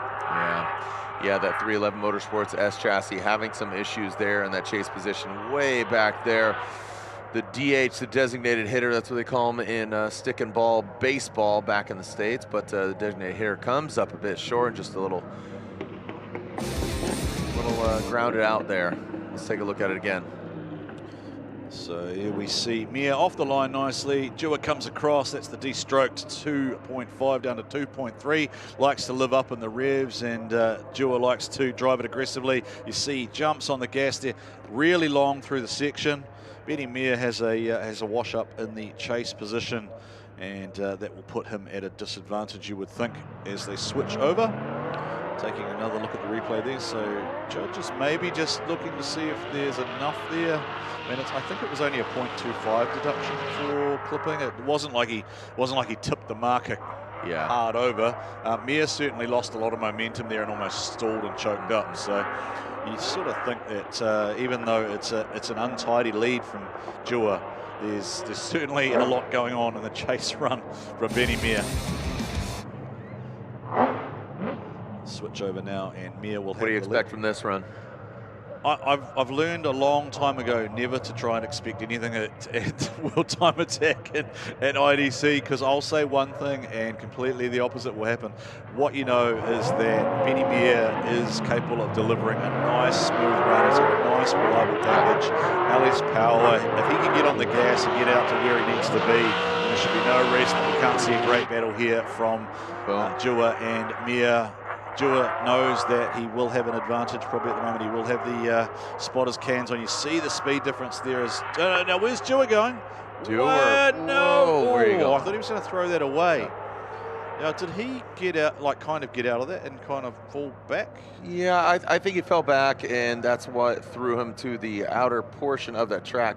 I don't think it's going to be wildly detrimental compared to the other run, but yeah, definitely some out of sorts. The other one was a full checkup, right, and then a straight and a reinitiation. Whereas I don't think Jiren's done that. He's lost angle, but he hasn't completely stopped drifting. Here, he's flat here too as well with it. No, he wasn't. It wasn't as flat as it sort of looked the first time. Oh no, it's almost the same from both. Yeah. So that might be the first time, Jared, that we actually see that draw come into play. Ooh. So the judges do have the ability. Jump into conclusions? Yeah, I am. I'm going to jump. Yeah, why not? Why not? I'll just jump. Conclusion's not going to get hurt by me jumping on it. It'll be fine. So yeah, you do have a scenario in these pool battles where if the judges are unable to decide, they can just go to a draw, which means each driver will get 1 point. So you could see that potentially for incomplete, although the judges do also have the ability to adjudicate based off both lead runs, in which case you would put the lead run from Maher up against the lead run from Aaron Jiren. I suspect that probably Aaron Jiren's lead run was slightly better. Okay. Now that I think might be Derek Newsome who is purging gas there, because that is the spot that should have been filled by Mad Mike. So this is Derek Newsome. Derek Awesome. Derek Newsome stepping in, and what a way to find your feet. Let's go up against Matty Harvey, the two-time bridesmaid, the man from Tasmania, 900 horsepower, 2JZ, Kumho tyres, man who knows how to drive, man who knows how to ask questions. Mr. Inquisitive. Yeah, Mr. Inquisitive. Mr. Inquisitive versus Mr. Awesome. I think it's called Mrs. Awesome. Mr. Awesome here. It was a wrestler, wasn't it? WWE. We were just talking Mr. Awesome from the top rope coming into that first outside zone. Let's see what we got. Matt Harvey's having to pull speed out of that because he is so close to the Irishman out front. But is he going to be? Is that on the? Is he on the right line? Well, is that on the lead car? Yeah, if the lead car's going as fast. Now, we haven't seen Derek drive, so we don't have a barometer of how fast Derek should be going. So if Matty Harvey is tucked into a position where he can't get to angle because he's trying to drive too fast, then I'm pretty sure, I felt like Robbie Nishida and Danny Probert and Brendan Dunker kind of said, well, that's up to you as a driver not to crash into them, right? Like, don't roadblock it. Don't roadblock it. Don't hang up another driver. Not as violent as a Rob Whyte, Mad Mike scenario, but you know, ludicrous. Move B, get out the way. You know what I mean? Yeah. So yeah, to your point, I don't think he was completely at angle, didn't have the speed and the progression that we would like to, or better yet, the judges would like to see. So absolutely, good eye. Good eye. Good eye, Warren. Good eye, good eye, good eye, good eye, good eye, mate. Good eye, good eye. Good eye, mate. Good eye and good eye. Well, every the Irishman coming all the way over here, huh? Yeah, they're taking over. They seem to be taking over drifting, aren't they? Really? Holy James between the Shanahans and Shanahan. What's the other guy's name? The giant, your champion, James Dean. That's his name. Yeah, Reason. I should know that, shouldn't I? Yeah, you know that. You're playing a fool. Yeah, I get it. Yeah, I do that every now. That was really cute. Yeah. Try and give a nice easy one just to pop it up there. Yes, bat me back down. 6, 7. Shadow. Oh, Matty Harvey, now he's taken out the cone. Harvey, the first answer to your question, don't hit the cones. Here we go, in that big S chassis now coming on in. Harvey, ooh, some corrections there in that chase position, gets smoked out, goes. Where's Derek gone? Yeah, he's Where did gone. Derek go? The old Irish trick, the old There's a track disappearing there act. somewhere. Thank you, Matt Harvey. You just painted a line and left a smoke trail. Harvey made that look really good out front. That was a very confident run, like you said. Just it felt like it was an angry run, like a kind of a frustrated, like I kind of got held back. I'm gonna come out here and I'm literally stomp to borrow a phrase. I'm gonna stomp a mud hole in you, right? I'm just gonna come out here and I'm just gonna blaze you. Now, Derek's. Yep. I think Derek's gone off the track. Yeah, he got really lost in that smoke. That was very thick coming up the hill, so that definitely disrupted his line, his vision, and like you said, that he was definitely pointed towards that grass. I liked Harvey's aggression. Look at the placement of the car. He uses all of the course. Consistent throttle. You can hear it just absolutely wound up, hammering down, clean transition, gets all the way out there. Could have been a little deeper there, but overall, the fluidity was really what was nice. So I guess you flip that back then and you go, well, okay, so in context of what we saw the first time around, it showcases that Matt was being held back, right? So that's not giving him the opportunity to chase and deliver what he can as a chase driver. So therefore, you'd probably apply that weighting towards, in a balanced sense, going, well, okay, Matt Harvey has delivered the better of both. In my opinion, and I am not by any means a judge, just trying to interpret the judge's notes and the briefing as was given and the questions that was asked. So, yeah, definitely looked like an angry Matt Harvey out there trying to prove a point in that lead run. So we shall move to the next battle, and it should be Sam Tabuch and Rob Whyte. It is Sam Tabuch and Rob Whyte. So no doubt Sam Tabuch has got some supporters here from the Drift Mob and from OSDC. So when your man comes through the section, make some noise for him. Let's see if we can get him a win here. Rob Whyte has some work to do. We've seen him already, and he took an L against Mad Mike for the shutdown and being in the wrong place. So see whether Rob can deliver a better run this time. One of the things I don't actually know within this chase is how they chose who led and who chased. I assume you must get 2 leads and 2 chases within your pool. Yeah, that's it. I'll ask our data wizard Coleman, who constructs the draw in the background, whether it is in fact a balanced 2-2 and how they do that, whether the higher seed always gets the lead perhaps in each battle. So. Quick little scrub of the tires. Keep in mind, Rob Whyte does have that battle damage on the backside of his vehicle. Looked like it was purely aesthetic there. Maybe just stuck a baseball bat and just opened up the exhaust. But here goes Tabuch out front in that Skyline, that R34. And Rob Whyte chasing him down in the Z. Comes up. Look at Rob Whyte surging an attack. Has to back off a little bit. Maybe got some nervous and backs off quite a bit. Done. He is marinating in that smoke. Oh, no, it's an incomplete both ways. Oh, boy. So Tabuch goes off as well, and that was under his own accord.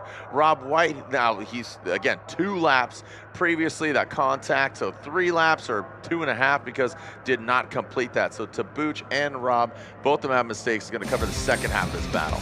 Yeah, that was not the prettiest. No, that was actually that was just downright ugly, really, wasn't it? That was not good there from either driver. You see, Rob's had some problems up here. He's got out of it and shut it down, and then Sam Tabuch gets up the top of the hill here, and then he just goes straight off the track, all 4 off. So panic mode, absolute panic. If he almost had stayed on the track for an extra meter, he would have completed that section. So it would have been, it would have been a deduction, but probably not to the extent it was where I think it's a 0-0 here, but hey, who knows what's going on from a mechanical perspective with some of these guys' cars. They're pretty highly stressed and there's a lot going on here. You see Sam Tabuch stays in it. He's got the extra garlic sauce going on there, but then it's so this is a 0. Why garlic? Opposite. Garlic sauce. He's a big fan of a Lebanese chicken place in Sydney called Al Jana. I was going to say, there's our 3 wise men who don't have a microphone. Oh, you can hear us now, Duncan. You can hear us. Great. Robbie, Brendan, Danny, hey guys. Welcome. Now Robbie can hear Robbie. How you guys doing? Hey, Robbie, real quick question is, did we have a draw earlier? Did we have a draw earlier in one of the battles? Have we had any draws, boys? Can you hear us? Have we had any draws within the tree? Yeah, we have. Are we talking about some draws that we've had earlier? Yeah. Yes. Yeah. Or do we? Yeah. Yeah, so we can't actually run a one more time during this pool battle format. So effectively, if we see a battle that we think should be a one more time, it goes down as a draw. It's not actually run, but it's scored as a draw. Copy that. Thank you so much. So we'll lean into them to elaborate on some of the calls if we can. So thank you, fellas. Yeah, one of the interesting things we do know about when we try and do the broadcast here is it doesn't always like to play nicely. You get that feedback noise as we change over now and we see Rob Whyte leading out Sam Tabuch. Both drivers with a lot of work to do here. One of them needs to make a dominant mark. Oh no, there's another contact. Rob Whyte's car has just get beaten up. Sam Tabuch has just drilled him. Rob Whyte's got back into it and kept going. So the rear bumper, I think, is now off Rob Whyte's car. That was almost like it made Rob Whyte angry when he got hit and he just jumped back on the gas. Yeah, Rob Whyte is just an absolute punching bag. So Rob Whyte takes another hit there going in and watch the transition. Goes up the hill, goes right, goes left, goes back to right, but the car grips up, and look at this. So it looks like he is crawling his way up there, and that's, again, Tabuch having some issues. But watch Rob the transition. It once again comes to a halt going in that last outside zone because he cuts in on the inside, and the car just, unfortunately, comes to a halt. So having some issues. Yeah, he's definitely had an eventful event so far, hasn't he, Rob Whyte? He turned up late, didn't get any practice laps. That's lap number 3 for him of the weekend. 3.5. Let's have another look here at the IDC You can even replay. Look at that delay on initiation too, but watch how much the car grips up. So he's way off on the line, almost comes unwound, and once he got, let's call it a bump start, he continued on. Yeah, but he's lost momentum, hasn't he? So he hasn't really left the chase car anywhere to go. All right, we're going to go down to the pits with Kez and Tony. Thanks, guys. I'm here with Matt Harvey. Now, you've just come in from your first battle. We're saying first win. We haven't heard the official result, but you were pretty confident with it. Yeah, look, we missed out in that first round, so that was our first battle for the night. I think we did pretty well. Got the culverts out, so hopefully we can do better and see how we go. And we're just saying you finished around that 5th position last year, but you were one of the favourites coming into this weekend. Have you heard those rumours? Are you feeling a little bit of that pressure? I don't really feel much pressure. Like we just do our own thing. You know, we go out, put the same lead line down every time, try and do a good chase. But you know, there's no pressure. We're just here to have fun and put on a show for the crowd. So if we win, it's a bonus. But like we're here just for a show. Well, you've got a teammate here as well, and I've got Tony with me. I'm here with Brendan Boga O'Grady, who's feeling very comfortable about himself. A couple of wins in the bag. Who have you gone up against and who have you got next? So I just did my battle with Matty Hill and we got the win there. I can't remember who I battled the first one.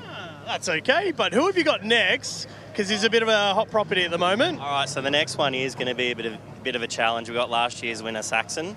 So this is going to be full throttle, no backing off. It's going to be a really good battle. I'm very excited to see it. I wish you all the best. Team BSC in the house with some very awesome presented cars. Let's get on track and let's get it happening, boys. Thank you so much, Tony B. And while we've got a brief intermission here, time to check out some quick commercial messages.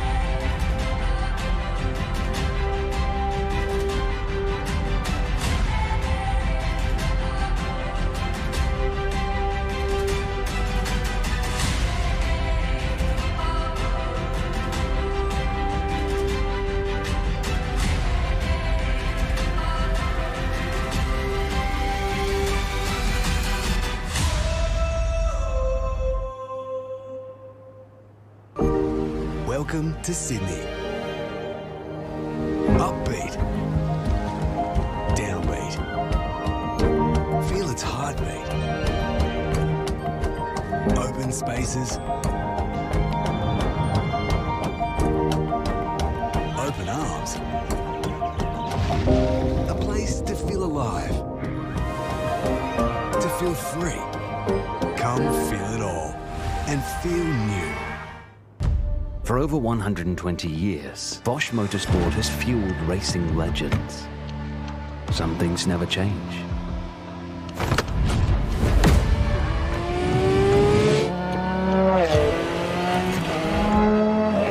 Every detail, at every moment, optimized. When quality and performance is demanded, choose BOSCH Motorsport fuel pumps. Bathurst was built from a different kind of DNA. Laid into the track by every driver who's ever dared to push the limit. 161 laps, 1,000 kilometres. Bathurst is built for those who are willing to earn it. This Bathurst DNA, only a few have it. Now show us. Repco Bathurst 1000, 9 to 12 October. Book now at Ticketek. Supercars, unforgettable.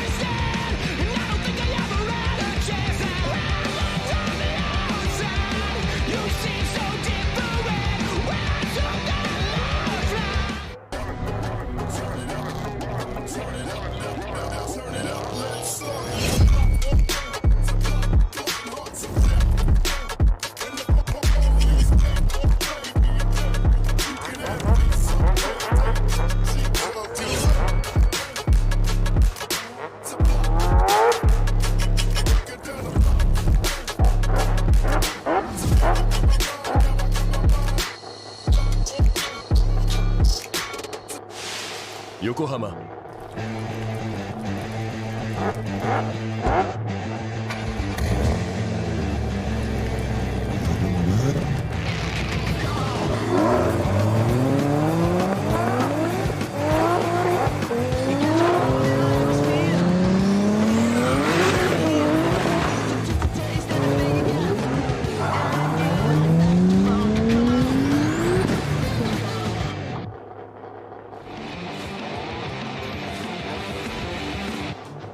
Welcome back, ladies and gentlemen, to the resplendent Sydney Motorsport Park. We're about 40 minutes out of central Sydney here at the foothills of the Blue Mountains.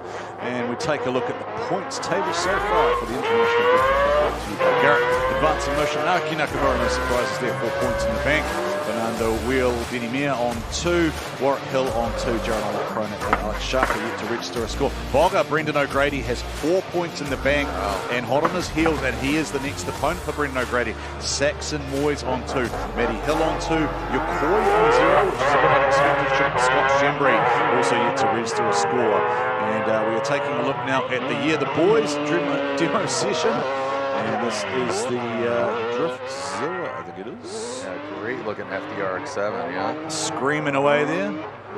Rotary noises here. Just, yeah, the Boys, just an add-on demo function within the World Time Attack International Drifting Cup, just to showcase a few different talents. You got to see the Year the Girls before. Now we're taking a look at Year the Boys. Next to run 2JZ in a 1980s Corolla driven by Jared Klingberg.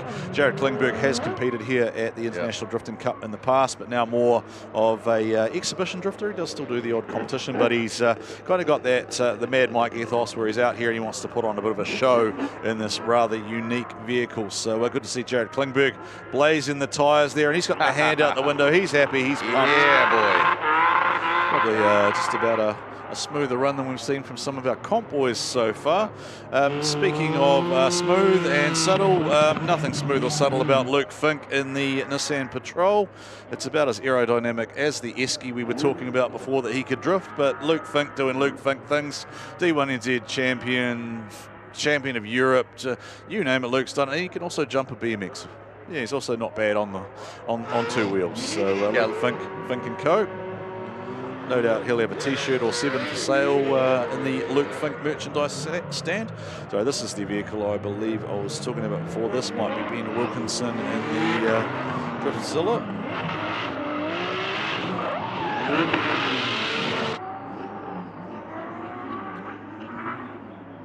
All right, going down to Tony Bishop. Tony, what's going on down pit side? Yeah, g'day guys. I'm here with the AusDC Australian Drift Club champion, Alex Sharker. Welcome, mate. Welcome to World Time Attack again. How you feeling? How's the lead up been to this event? Yeah, look, it's been good. We sort of pushed to get a race motor ready for this, and it didn't happen in time, so ended up putting together a decent package. So we're still making 700 horsepower an hour, and we got it all going, you know, a couple of weeks before the event. So the car's been pretty dulled the last couple of runs, and yeah, probably a bit too fast at the moment. So from my spotter, I'm going to have to slow it down. Well, I think I saw that a little bit in practice yesterday. There was a few real standout cars, and you were certainly one of the quickest on track. But yeah, you're saying that the competitors have sort of changed their setup a little bit, and you've got to rein it in just a little. So who have you got coming up next, or what's the plan for the next few battles? Yeah, so we've got Fernando. He's had a few mechanicals, so he's warned me about everything. And look, I know Fernando, and he's just going to go hard, and I'll go hard with him, and wherever we end up, we end up.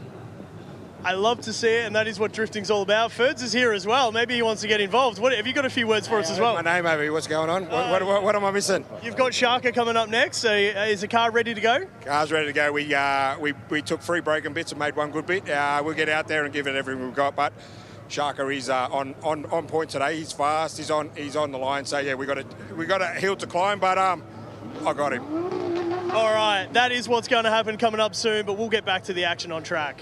Well, thank you so much, Mr. Bishop, doing a stellar job as always down there pit side. Good to see Ferds feeling confident, but the Shark looks like he wants to take a bite out of that BMW with the 427 underneath the bonnet as we take a look at Jiren Olaf-Kroner and Warwick Hill about ready to go. Jiren Olaf-Kroner does not have any points yet. Warwick Hill has 2 in the bank, and if he can get another win here, he'll be looking pretty solid, I think, to potentially progress out of this pool with a couple of unexpected results, shall we say, so far. You can hear that V12 NA screaming away for Jiren Olaf-Kroner. This is important for Jiren. He's really just got to get that lead run locked in, get a decent sort of lap under his belt, and just feel some confidence here.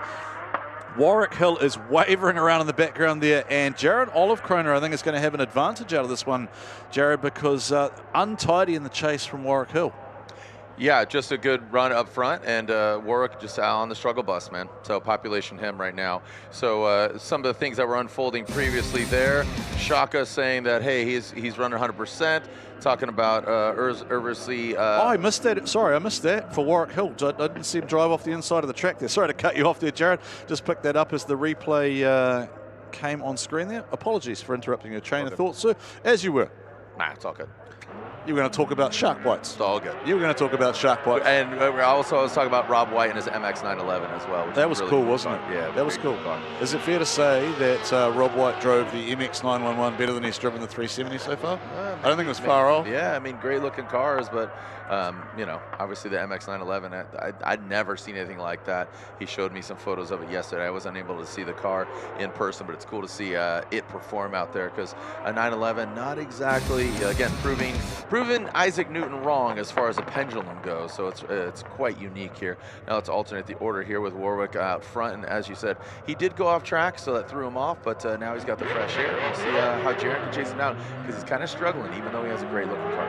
Yeah, it's a big car too, so it's sort of almost, no matter how fast it's driven, it looks big back and thick, and just, it doesn't look like it's maybe traveling at the speed it actually is. I know that his team were timing the other faster cars for the section to try and run a comparison, but here comes Jiren. He's doing a nice job here. He's kind of going to tuck back up to the inside. Warwick Hill just leaves the door open for him there. Jiren will feel pretty confident, I think. That'll be a nice confidence builder for him there, just hanging that run together. There were no huge mistakes, no huge waivers. Look, is it surgically perfect? No, but Is it something that was better than what we saw the first time around? Yes, and that's all you can hope for each time you come out here. So pretty flat and shallow there from Jiren Wolfgren in the chase position. Did pretty well there, I think, to avoid contact, but then came out of here really flat and really early. Shortcutted up the inside there to gain that proximity, which probably made it look a better run than it actually deserved to be called as. And I'll take that one as that one's my bad. I was getting excited there for the Kiwi boy, feeling good for him, feeling good for fielding. I call that motor that's in that car, that's the Fielding V12. It's actually 2 RB20 DEs held together by cable ties and duct tape. It's definitely interesting and unique. Nothing I've ever seen before in a drift car. Warwick had some mistakes that did allow Jiren to get good proximity, but again, both these guys, if they want to win here tomorrow night, they're both going to need to tidy it up, depending on if they do advance on, because again, whittling down to a great 8, they really need to bring it together. So there we go. Sharky is coming together in that burnout box. And he was talking about Fernando. He said taking 3 bits and put one together. Yeah, if you have just joined us too, that car did start the evening with the front bumper on it. It's somewhere now in bits off the side of the main straight of Sydney Motorsport Park after Alex Shaka went off-roading. We haven't actually seen Fernando. I tried to work out how to say his last name, so just call me Ferds. I'm just Ferds. Whirl?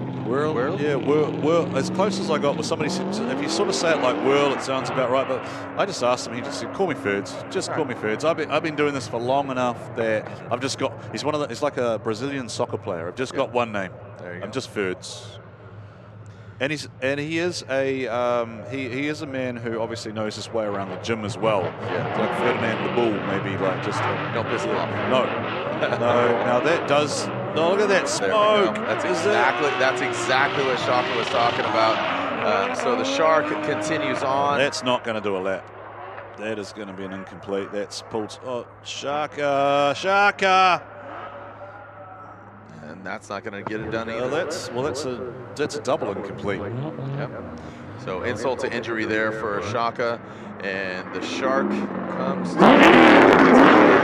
This is what we're talking about. You got to keep it tidy. You got to keep it together, and you're out there by yourself. All right, come on now. Come on now. I have always wondered about that, the whole looping out by yourself thing, but then it's easier said than done, right? Like based on you and I do enjoy making fun of my brief and terrible speedway career, Jared, where I ended up upside down on my head many times, so I'm not one to be able to talk about being able to maintain good car control. But yeah, it did look like Alex Shaka just got overly aggressive there, overshot it, came out of that section probably a little bit further up than he thought he was going to, and then it slingshotted him across the track there, and he's probably just pulled a bit of an evasive maneuver there rather than anything else. But you can see that smoke from Fernando Wheel, the 427 underneath the bonnet of the BMW there, and it is not healthy, it is not happy, and pretty tough to see that car coming back around and being adjudged safe by our officials, because smoke like that makes me think there is something leaking out there, and I'd say the scrutineers will be taking a pretty close look. We are part of the World Time Attack, so we just can't have oil and stuff. Yeah, no, we're not totally just feral right now. We just want to make sure that we are being respectful to the track, to the other racers, and there goes Shaka. Yeah, my guess is that we, I sort of assume that given the format, we may end up moving to the next battle if potentially they have chosen to call a 5-minute. No, yep, there it is. Just move them on, get a little bye run. But you know, even he essentially had that solo run earlier. So, but I believe Shaka will get the advantage and the win here. But you know, complete the run. This is a good opportunity to work it out and make sure your car is running 100%, because is this Shaka's last battle? Yeah, last one for the night. So we won't see him again until tomorrow. Yeah, so this is round 3. So Alex Shaka is one of the few drivers that I think had 3 battles tonight, 1 tomorrow. Most of them have 2 each night, but there are a few who are 3 and 1. That is Saxon, Moyes, and Boga. Okay, so this is a big battle, Jared. Yeah. This is what you were talking about. The young man, the bundle of energy. He's got to be fizzing behind the wheel. He's got to probably just tame that down and just drive where he needs to drive it. Boga. You think?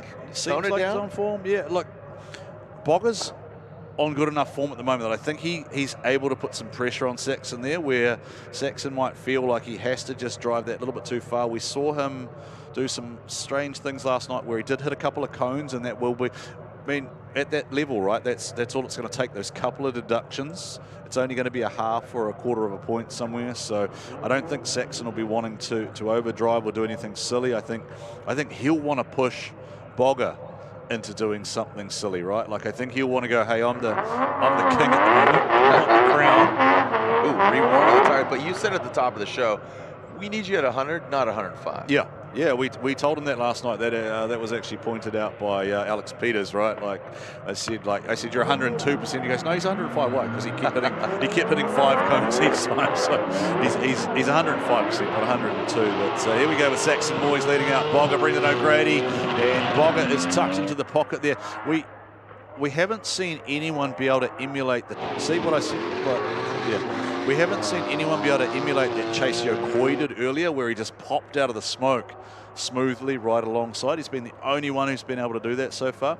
Probably a byproduct of who you're battling against as well. It's very much down to the lead, but I think Saxon will be a little bit frustrated by that, because he'll know that he got too far up, and he'll probably be feeling a little bit maybe like he was pushed into doing something. But look, he's got a chase position now to come back and fight from, so he will have heard Boga's car screaming away there, because he didn't really need to do it, right? Like, he kind of almost flattened out and it flicked him up. Taking a look at Saxon's placement of the vehicle here, you could see just a little too aggressive, as you said, overcooking it. Boga just, I would think that his approach is seeing those mistakes. I'm going to put the car in the right place. Don't go and chase him out there.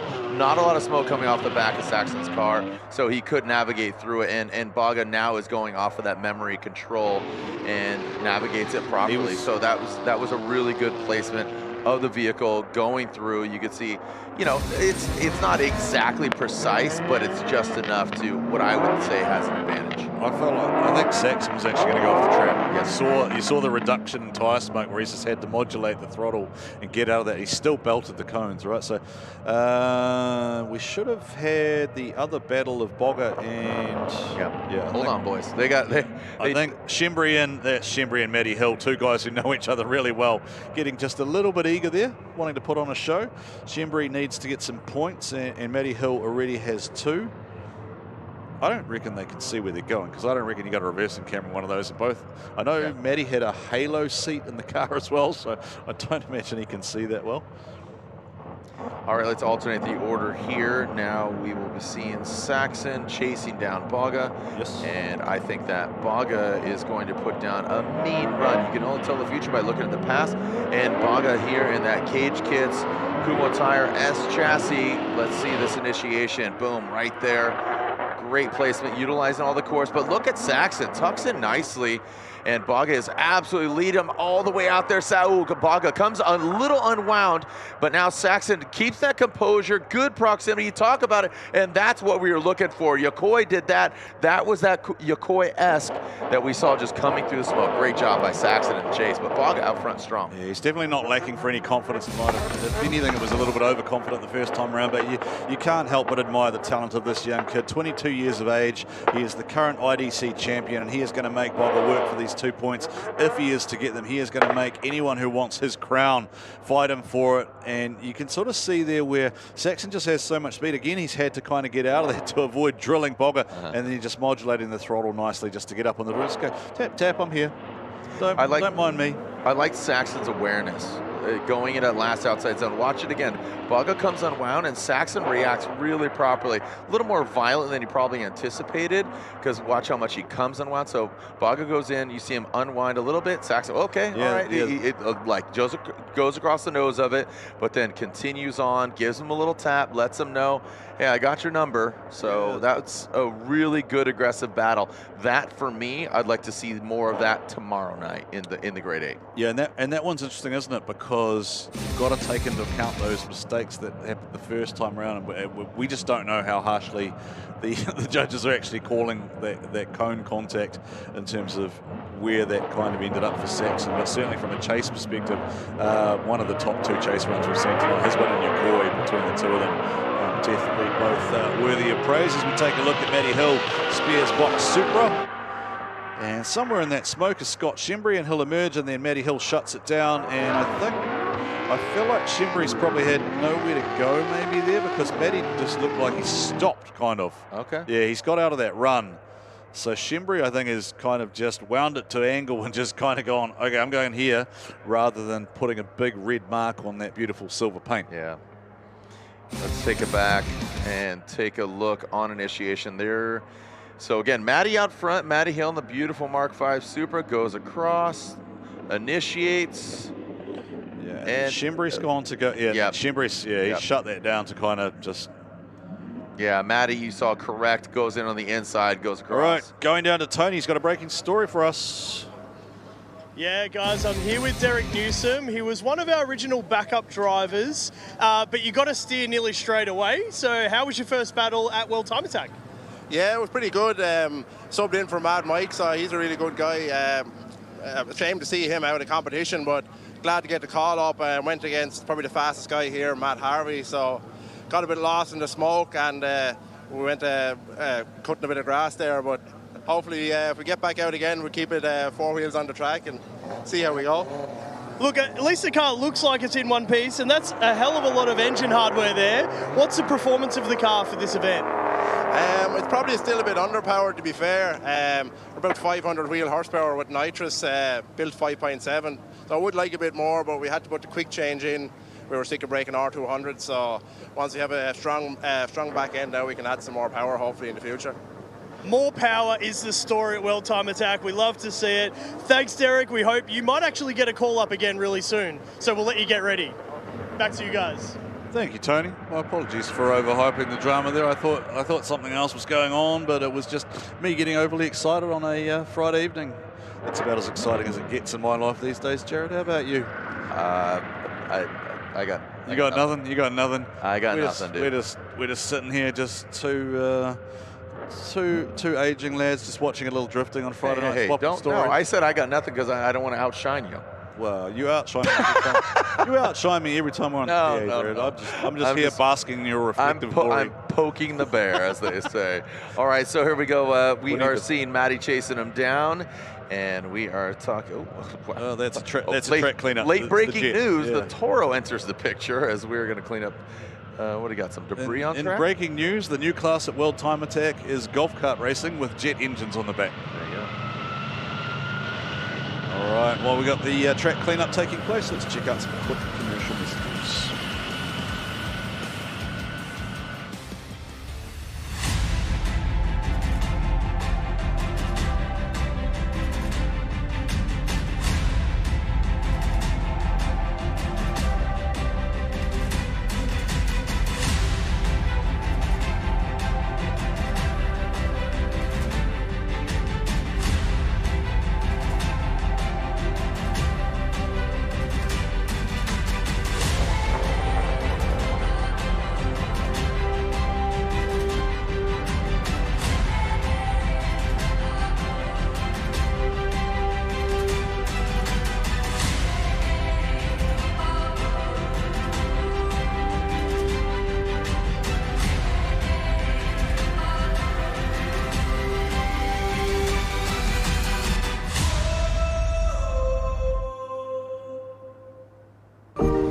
Welcome to Sydney. Upbeat. Downbeat. Feel its heartbeat. Open spaces.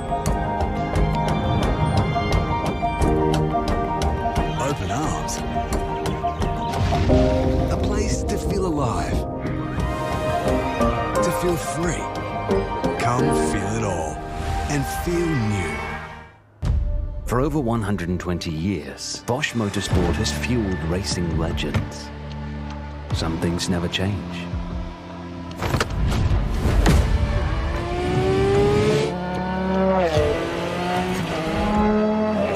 Every detail, at every moment, optimized. When quality and performance is demanded, choose BOSCH Motorsport fuel pumps. Bathurst was built from a different kind of DNA. Laid into the track by every driver who's ever dared to push the limit. 161 laps, 1,000 kilometers. Bathurst is built for those who are willing to earn it. This Bathurst DNA, only a few have it. Now show us. Repco Bathurst 1000, 9 to 12 October. Book now at Ticketek. Supercars, unforgettable.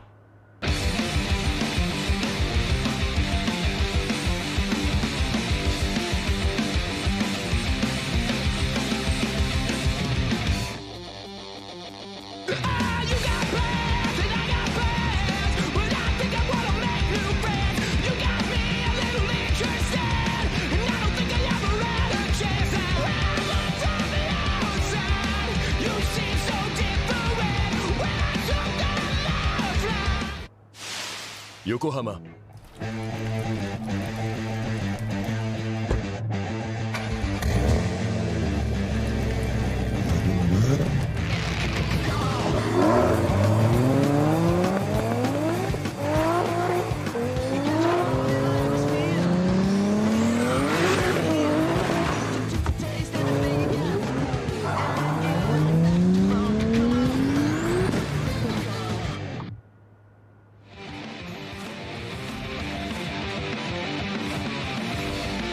Ladies and gentlemen, welcome back to Sydney Motorsport Park. Bit of a clean-up going on here. You are not watching the latest in golf cart racing or anything else. We haven't added a jet-powered buggy class. We have added hypercars for this year, along with the girls and the boys as demo classes. Jared DeAnder and Sarah bringing you the Garrett Advancing Motion International Drifter Cup for 2025, and a little bit of a clean-up on aisle 5 here. Jared, just do we know who that came from?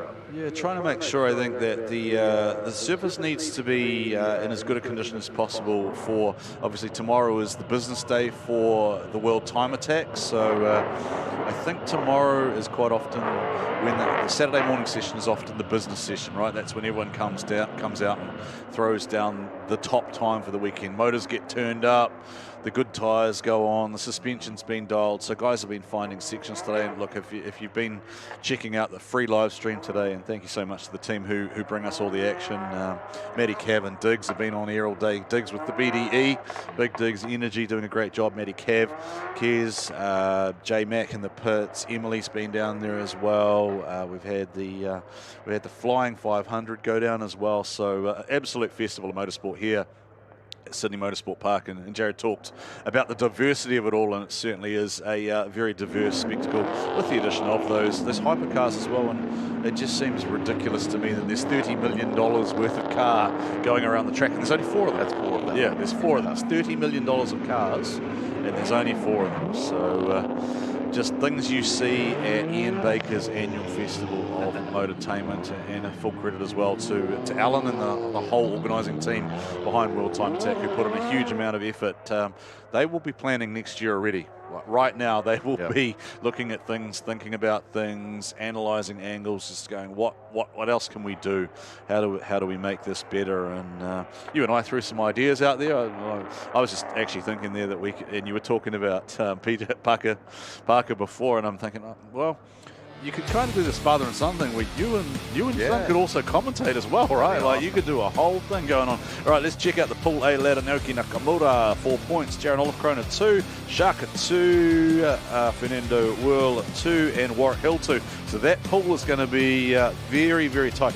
We kind of thought that Nakamura was going to be the standard in that pool. So if you read the preview that I did, I had Nakamura as potentially being the top dog, and then I kind of thought it was going to come down to Shaka maybe and either Jiren or Warwick, without being disrespectful to any other driver. I just didn't know a lot about what Fernando was going to be driving, and as he himself said, he'd been out of comp for a while, so sort of playing out how we expected, certainly from a Naoki point of view, as we see that surface being prepped out there. So if you... All right, Kez, who have you got with you down there in the pits? I have Mike Lake here with me from Victoria. You're not doing the battles here tonight, but you're doing some of the demos, and behind me is a pretty cool car because it looks like an epic Lamborghini, but there is more to this. Yeah, so actually I'm really happy I'm not competing. These guys are doing an amazing job with this. So it's a Lamborghini kit car shell with a BMW chassis underneath and a rotary engine in the front. So yeah, a little bit of a unique drift car. super fun to drive, and yeah, obviously it gets a little bit of attention. I love chatting to people about it, so yeah, it's been a good day. And what made you bring it here to World Time Attack and put it on display for the fans here? Well, we always like bringing in new fans to the sport, and obviously a car like this gets you know, a bit of attention. It's quite unique. Everyone knows the Lambo shape, so all these World Time Attack fans, we're trying to introduce them to drifting and show them how we do a car like this. It's the best type of car to do it, so yeah, it's been awesome. Brilliant. Well, thank you so much for being here. We've got plenty of more action on the track. We better get to it. Thank you very much, Mike, the mad scientist, Lake, fabricator, another person originally from New Zealand. He was from Christchurch, moved over here about 12 years ago. And wait, are you from New Zealand? Apparently so. Yeah, apparently so. They haven't kicked me out yet. All right, here we go with Matty Hill, Scotty Shimry. Shimry out front with the air cleaner hanging out the bonnet of the DPE. Dual's Performance Engines and Promosa tyre entry. And Matty Hill has had he's had a nightmare. That's just not gone well for Hill. Oh, and then Shimry chucks it. Shimry I can't bring myself to say it again. He's dug another trench out there. I told Shimry to make me a barbecue this weekend, and it appears he's going out of his way to dig a hungy pit out there on the outer curb of Sydney Motorsport Park. That will make him very unpopular with the powers that be. Taking a look at this run here again, you can see Shimry go in. He's all actually. Oh. Go ahead, what's that? Sorry, I thought I was just, I think it's backfires coming out of Matty's exhaust. I was just wondering what it was. And then Shimry's just, he's probably lucky that hasn't actually gone in further and dug in. Yeah. That was kind of floating around, because that will bring you to a halt pretty quickly, that gravel trap there on the outside of what is actually turn 18 here as you come onto the main straight of Sydney Motorsport Park. It is it is officially known as the Celebrations turn 18 for the duration of the event during World Time Attack. It's slightly different for us when we're drifting because it's sort of out of zone 3, 4-ish. But yeah, Shimry is having some issues just taming the car down.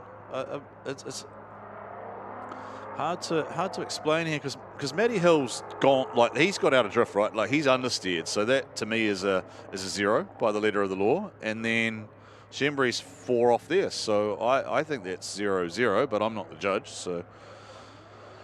Yeah, there wasn't contact on either side. You could see Shimry using all the course. Matty makes a mistake because he was too aggressive. The car's not firing. He's on the inside.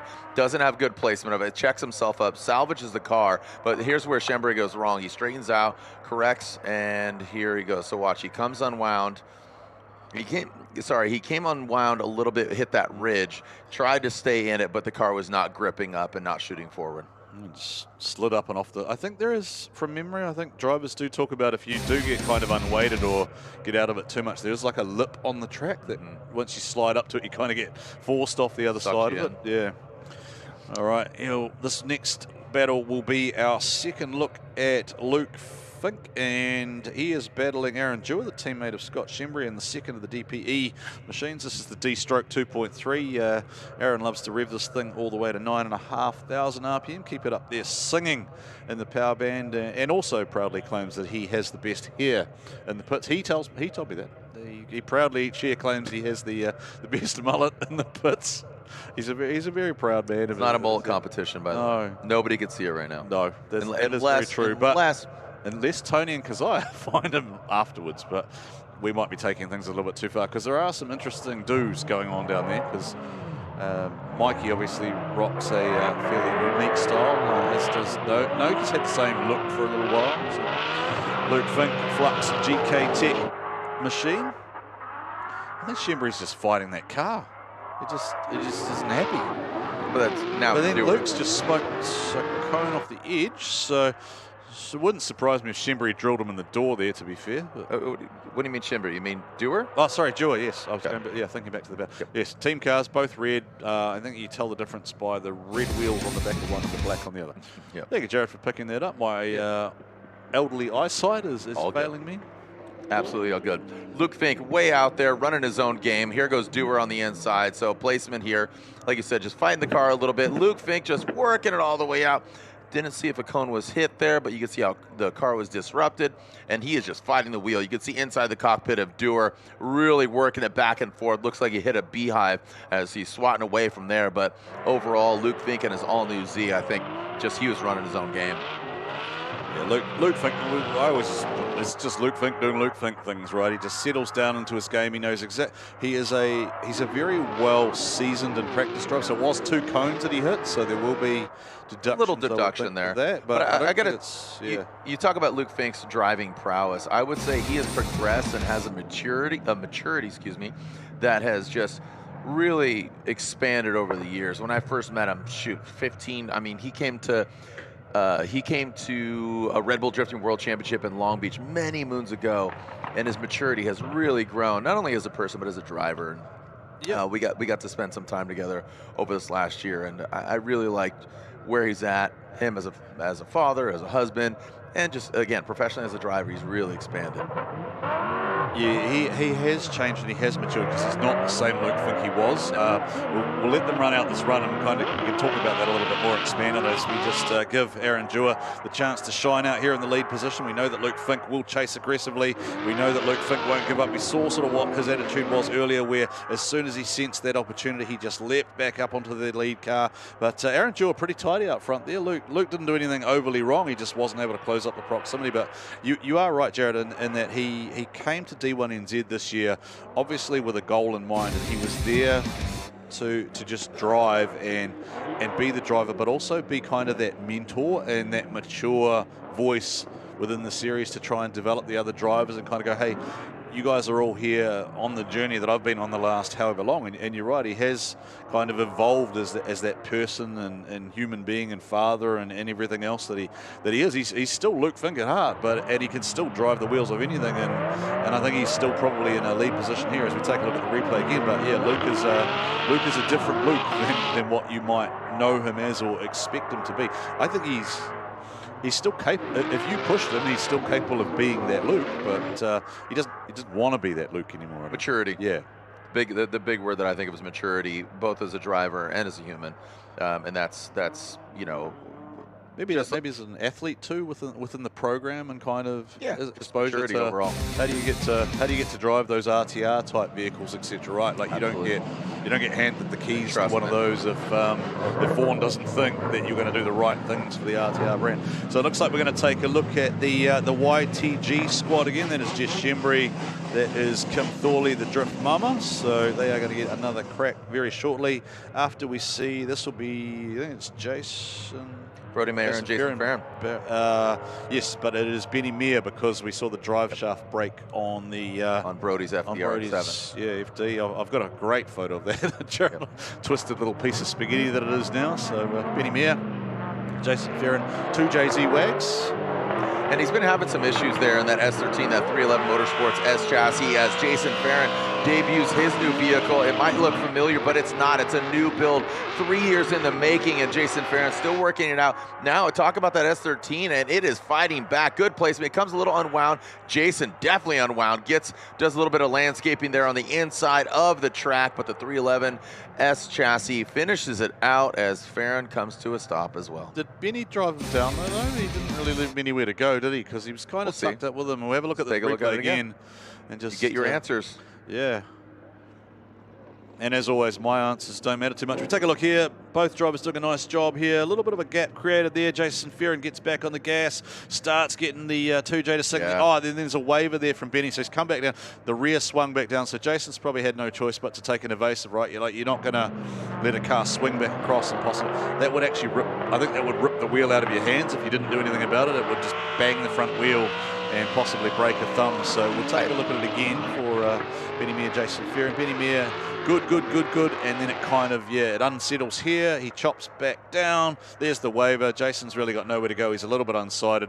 Ends up across the inside of the track there. So if it was me, I'd be thinking that Benny was at fault there. But again, not the judge of fact. And I have been known to be wrong once or 100 times. I would also say that Jason saw that coming and rather just go on the inside, hit the grass, as opposed to what we saw earlier with Mad Mike taking that damage, taking on the car. It's a new car. Let's just keep it off, the fiberglass and keep it off the wheels. I think the Aussie guys too have a level of familiarity with each other that probably helps as well. So it's probably a little bit more predictable that he might know. Okay, so if this is going to happen, Benny's going to do this, but he's not going to fully get out of it. He's going to keep going. Yeah. So the safest course of action here is for me to do Go this. On the inside. Now that is Kurt Dunn there, our grid official. So is he potentially? Ooh, let's say muffler, exhaust tip. That very well could have been Farron maybe when he went off. Again, the debut of a new car. Looks definitely shiny, brand new, and good. So it could have been Farron, but we'll see. I think it will be, because it's located on that inside hub, right, where we saw where our recovery staff are congregating. Just there, you can see the shop. All right, let's take some quick commercial messages, and we'll be back here at Sydney Motorsport Park shortly.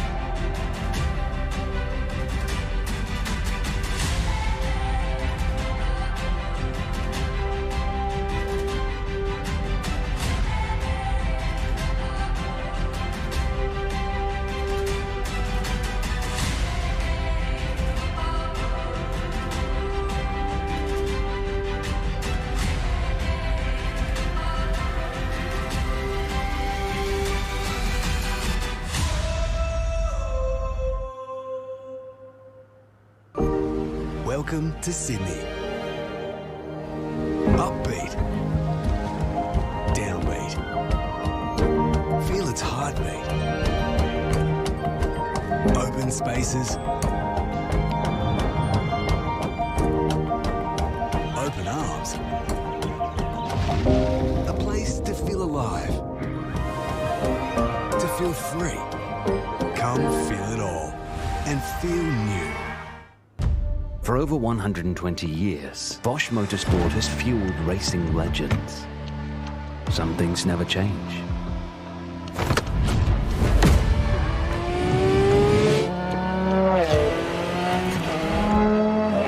Every detail, at every moment, optimized. When quality and performance is demanded, choose BOSCH Motorsport fuel pumps. Bathurst was built from a different kind of DNA.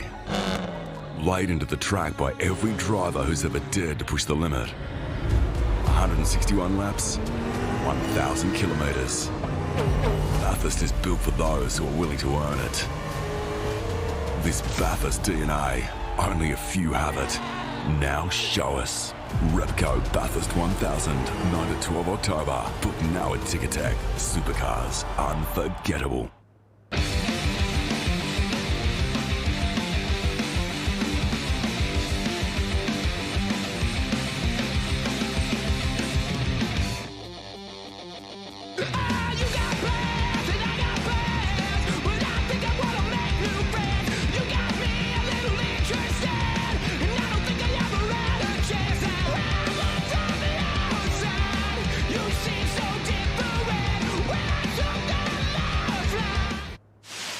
Yokohama.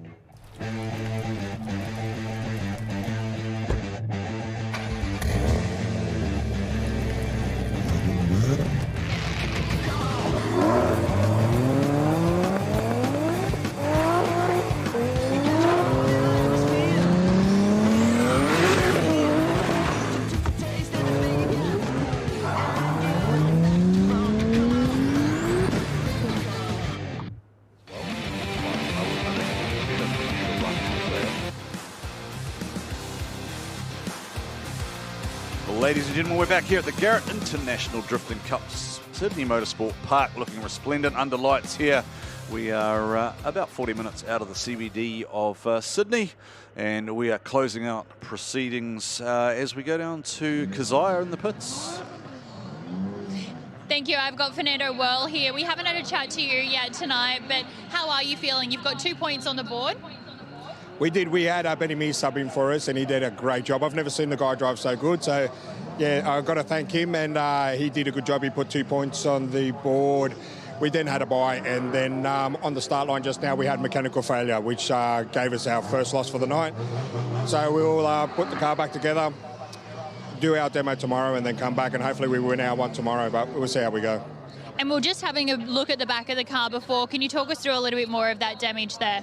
Yeah, so there's something wrong in the setup, and it keeps breaking the axles, like the cage that holds the bearings together. So we're trying to use 3 different parts to make one good one, and we go back out, fingers crossed, but there's something more going on there that keeps breaking it, so we've got to get to the bottom of it. So the guys are going to have a late one tonight, get to the bottom of it, adjust what they need to adjust, build what we need to build, put it all back together, and then get it back on track. We've had plenty of experience doing this, and you've got a great team behind you. I hope you can get it all fixed. Is it going to be a long night then for them tonight? The boys at Craig Motorsport are definitely going to have a long night. I'm going home for a shower and go to bed early, and be up here bright and early tomorrow. But yeah, look, I can't thank the team. They've been faultless. It's just one of those things. You just there's so much adjustment in these cars. You just adjust it, and then you go out there and you realise there's something wrong. But what that wrong thing is, you've got to get to the bottom of. Absolutely, that is motorsport. It's why it's such a costly sport. Good luck tonight. We'll see you out here tomorrow. We've got our fingers crossed. Back to you guys. All right, thanks so much, Keziah, as we jump straight into a battle here, and it is Derek Newsome subbing in against the Matt Harvey machine, and yeah, that's not a easy battle to fight there, is it, Jared? Matty Harvey just doing what he's been doing all day. Yeah, Matt Harvey, we know what he's capable of, and just getting it really refined. Thank you to Keziah, getting some great insight there from Fernando, saying, hey, I'm going to shower, you guys go to work.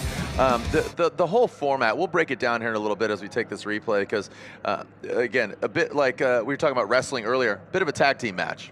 Yeah, very much as we watch this replay here of Derek Newsome just doing what he can, but it was almost like an aborted start from Derek Newsome there, and from there he was really fighting an uphill battle through the section here at Sydney Motorsport Park. Matty Harvey just flies on through there, the 900 horsepower 2J, Jared, and I think it's going to be advantage Harvey. You watch, he was just really slow on the start there, and once you've given Matt Harvey an inch, he's going to take a mile.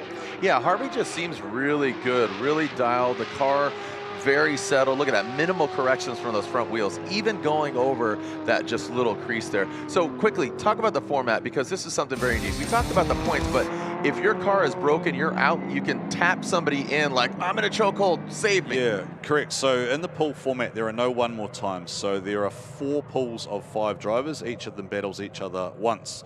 There are 2 reserve drivers sitting on the bench, so to speak, which you can tap in. So there are 2 options available to you. Either you can find someone else who's prepared to lend you a car. However, you do have to notify the officials 30 minutes before in order to be able to step into that car. Or you simply tap Benny Maher or Derek Newsome on the shoulder and you go, here you go, Derek, you go and lead this battle, just like he's doing now, Jared. Take that leaves the line. All right, so here we go. So again, tapping in, the Irishman comes into that outside zone, now transitioning, diving in. Now see if he can get all the way out there, very shallow in, but works it nice at that apex of the corner. Matt Harvey got the single headlight. Harvey tucks in so nicely, put him to sleep. It is almost way past his bedtime. Little tap there towards the end of the finish line, but overall, I'll tell you what, Harvey is one to watch here tomorrow night as well. Yeah, there's a reason he's been a 2-time runner-up in the event, and there is, to be fair, there's a 400 horsepower difference is what you heard Derek Newsome say earlier. He's about 570 odd horsepower. Matty Harvey a little bit over 900, so you can see the difference there and how quickly it turns those tyres to chalk. Derek Newsome looks like he's having different issues than what he was last night. Last night he was really smooth, but tonight it looks like he's struggling with angle a little bit. Yeah, maybe the car is gripping up, you know, just with the colder temperatures, the car might be gripping up more, so just coming out of shape, and again, just not getting the car all the way out there, fighting it a bit there, and that really allowed Harvey to, again, with that side bite. Yeah, there was kind of the little waver in the front there too, wasn't it? It didn't get to angle, and then it kind of corrected a little bit, then he had another go at it, and there you see Matty Harvey there, and I think Matty had to do what he could. He basically had to wind the lock on there, and he was... Now, that's always an interesting rule, isn't it? You must be in control of your vehicle as you exit the section, because I know you guys have had a few dramas over the years. And you say you guys meaning Formula Drift. Formula Drift. Yes, it's always like, oh my gosh, just finish all the way through. But I don't think we are so chastised by that. So here we go.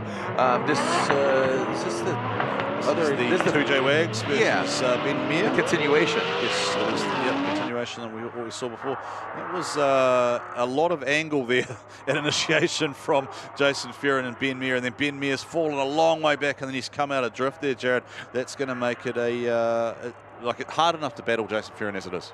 Yeah, Fearon threw down a lot of smoke, and you saw him just navigate the car. Didn't exactly get all the way out there, but as you're talking about, Mr. Maher there in the chase, having some issues. Let's take a look at it again here. Where did it go right? Where did it go wrong in your eyes, Warren? Yeah, so I think when you have a look here, there was a lot. It looked like through here there was kind of a little bit more angle maybe than Ben Maher expected from Jason Fearon. Kind of caused an adjustment from there, and then from there he kind of fell back because I think he just got out of the flow of the run he was looking for, and it just interrupted him as a driver. I don't think Jason really intended to be that close to the inside of the track either, so it was untidy from both.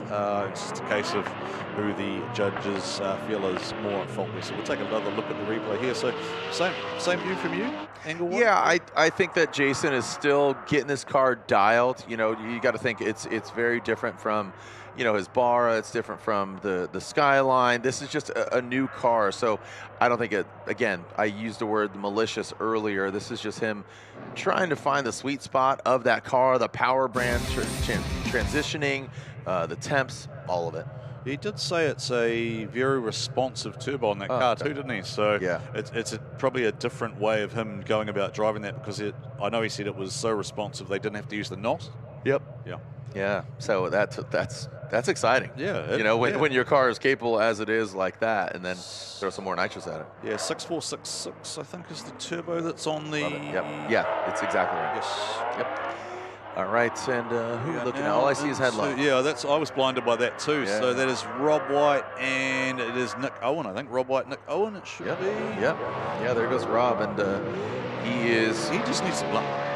What's that? He just needs some luck tonight, right? Like Rob White's had a rough one. I mean, has he?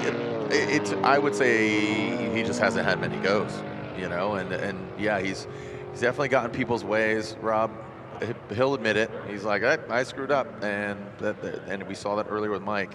So, fingers crossed. I hope Mike gets his car fixed, by the way.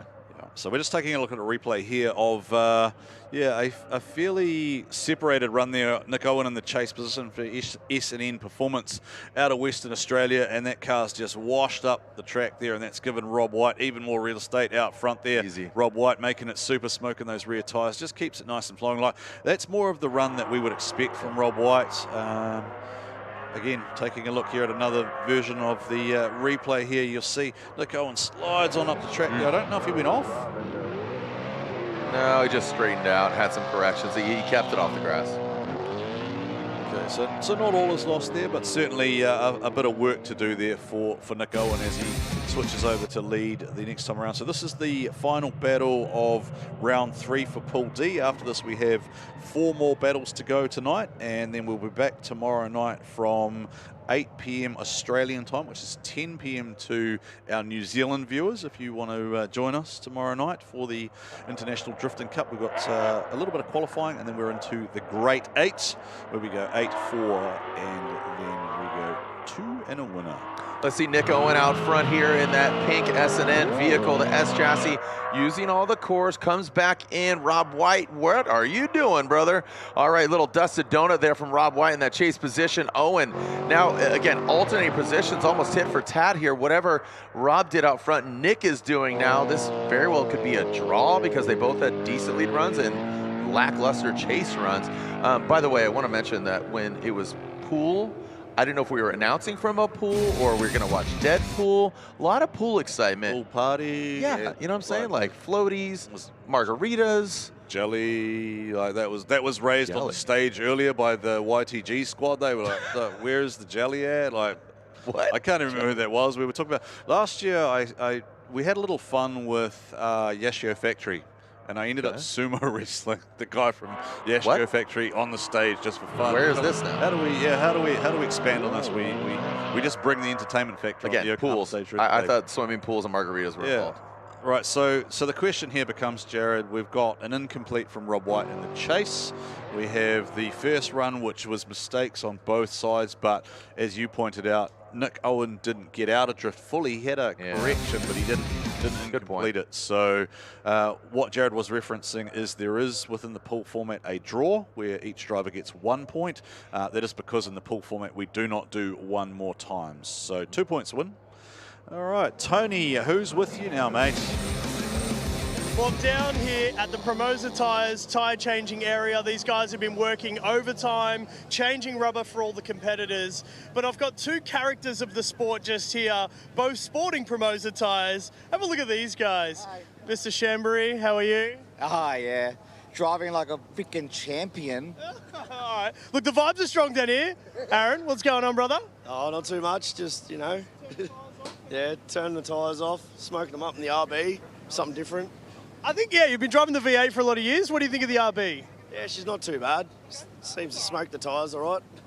Yeah, it's all right. Now, I know that you own both of these cars. Is there any, team orders if someone gets higher up the pecking order? What's going to happen between you guys? I don't know if anyone watched FD last week, but the way I'm driving, that's going to be Dabs, and that's going to be me. What have you got to say about that? Sounds about right. All right, well, anything could happen down here, but look, these boys are going to send it no matter what. You know, we were talking wrestling matches, tapping in, and even though they're teammates, they're already talking about body slams and referencing, again, Dylan Hughes and Matt Field in Formula Drift in Salt Lake. Did you watch that one, Jared? I was there. Speaking of watching, it's time for a quick commercial. We'll be right back. We'll be right back.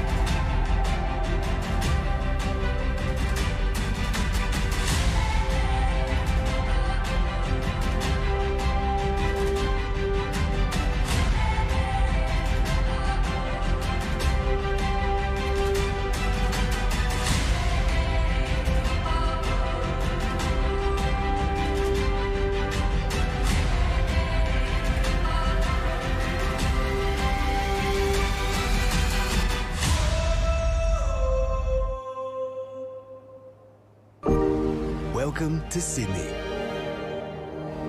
Upbeat. Downbeat. Feel its heartbeat. Open spaces. Open arms. A place to feel alive. To feel free. Come feel it all. And feel new. For over 120 years, BOSCH Motorsport has fueled racing legends. Some things never change.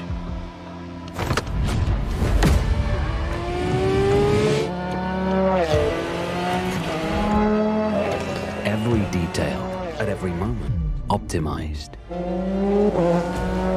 When quality and performance is demanded, choose BOSCH Motorsport fuel pumps. Bathurst was built from a different kind of DNA. Laid into the track by every driver who's ever dared to push the limit. 161 laps, 1,000 kilometres. Bathurst is built for those who are willing to earn it.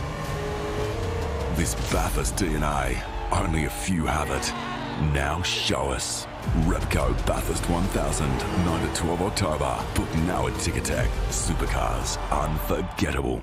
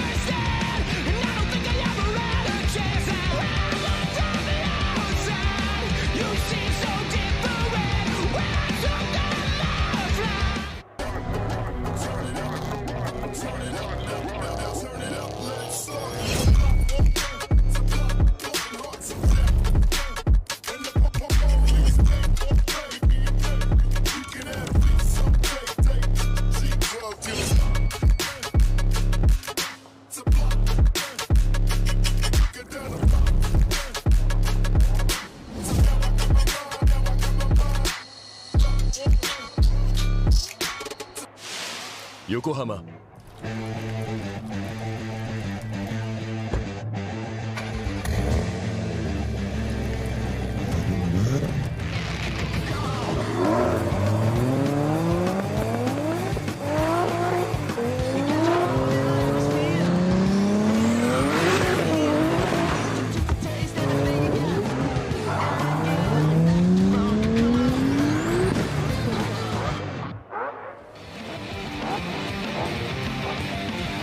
Well, without our valued sponsors, we wouldn't be here, and we are here, of course, at the International Drifting Cup, brought to you by Garrett Advanced Motion as part of the Yokohama World Time Attack. Let's take a look at the pools. It is Naoki Nakamura leading Pool A. It is Saxon Moyes leading Pool B. Looking at Pool C, Jason Ferrin, 4 big points there, and we have had a draw there with Michael Tholey from New Zealand on 3, and then Pool D, Matt, Harvey, Nick, Owen both on 4. So that is really interesting, Jared. That is not the table that I thought we would see, and as you just pointed out there too, Matty Hill still in within a shot.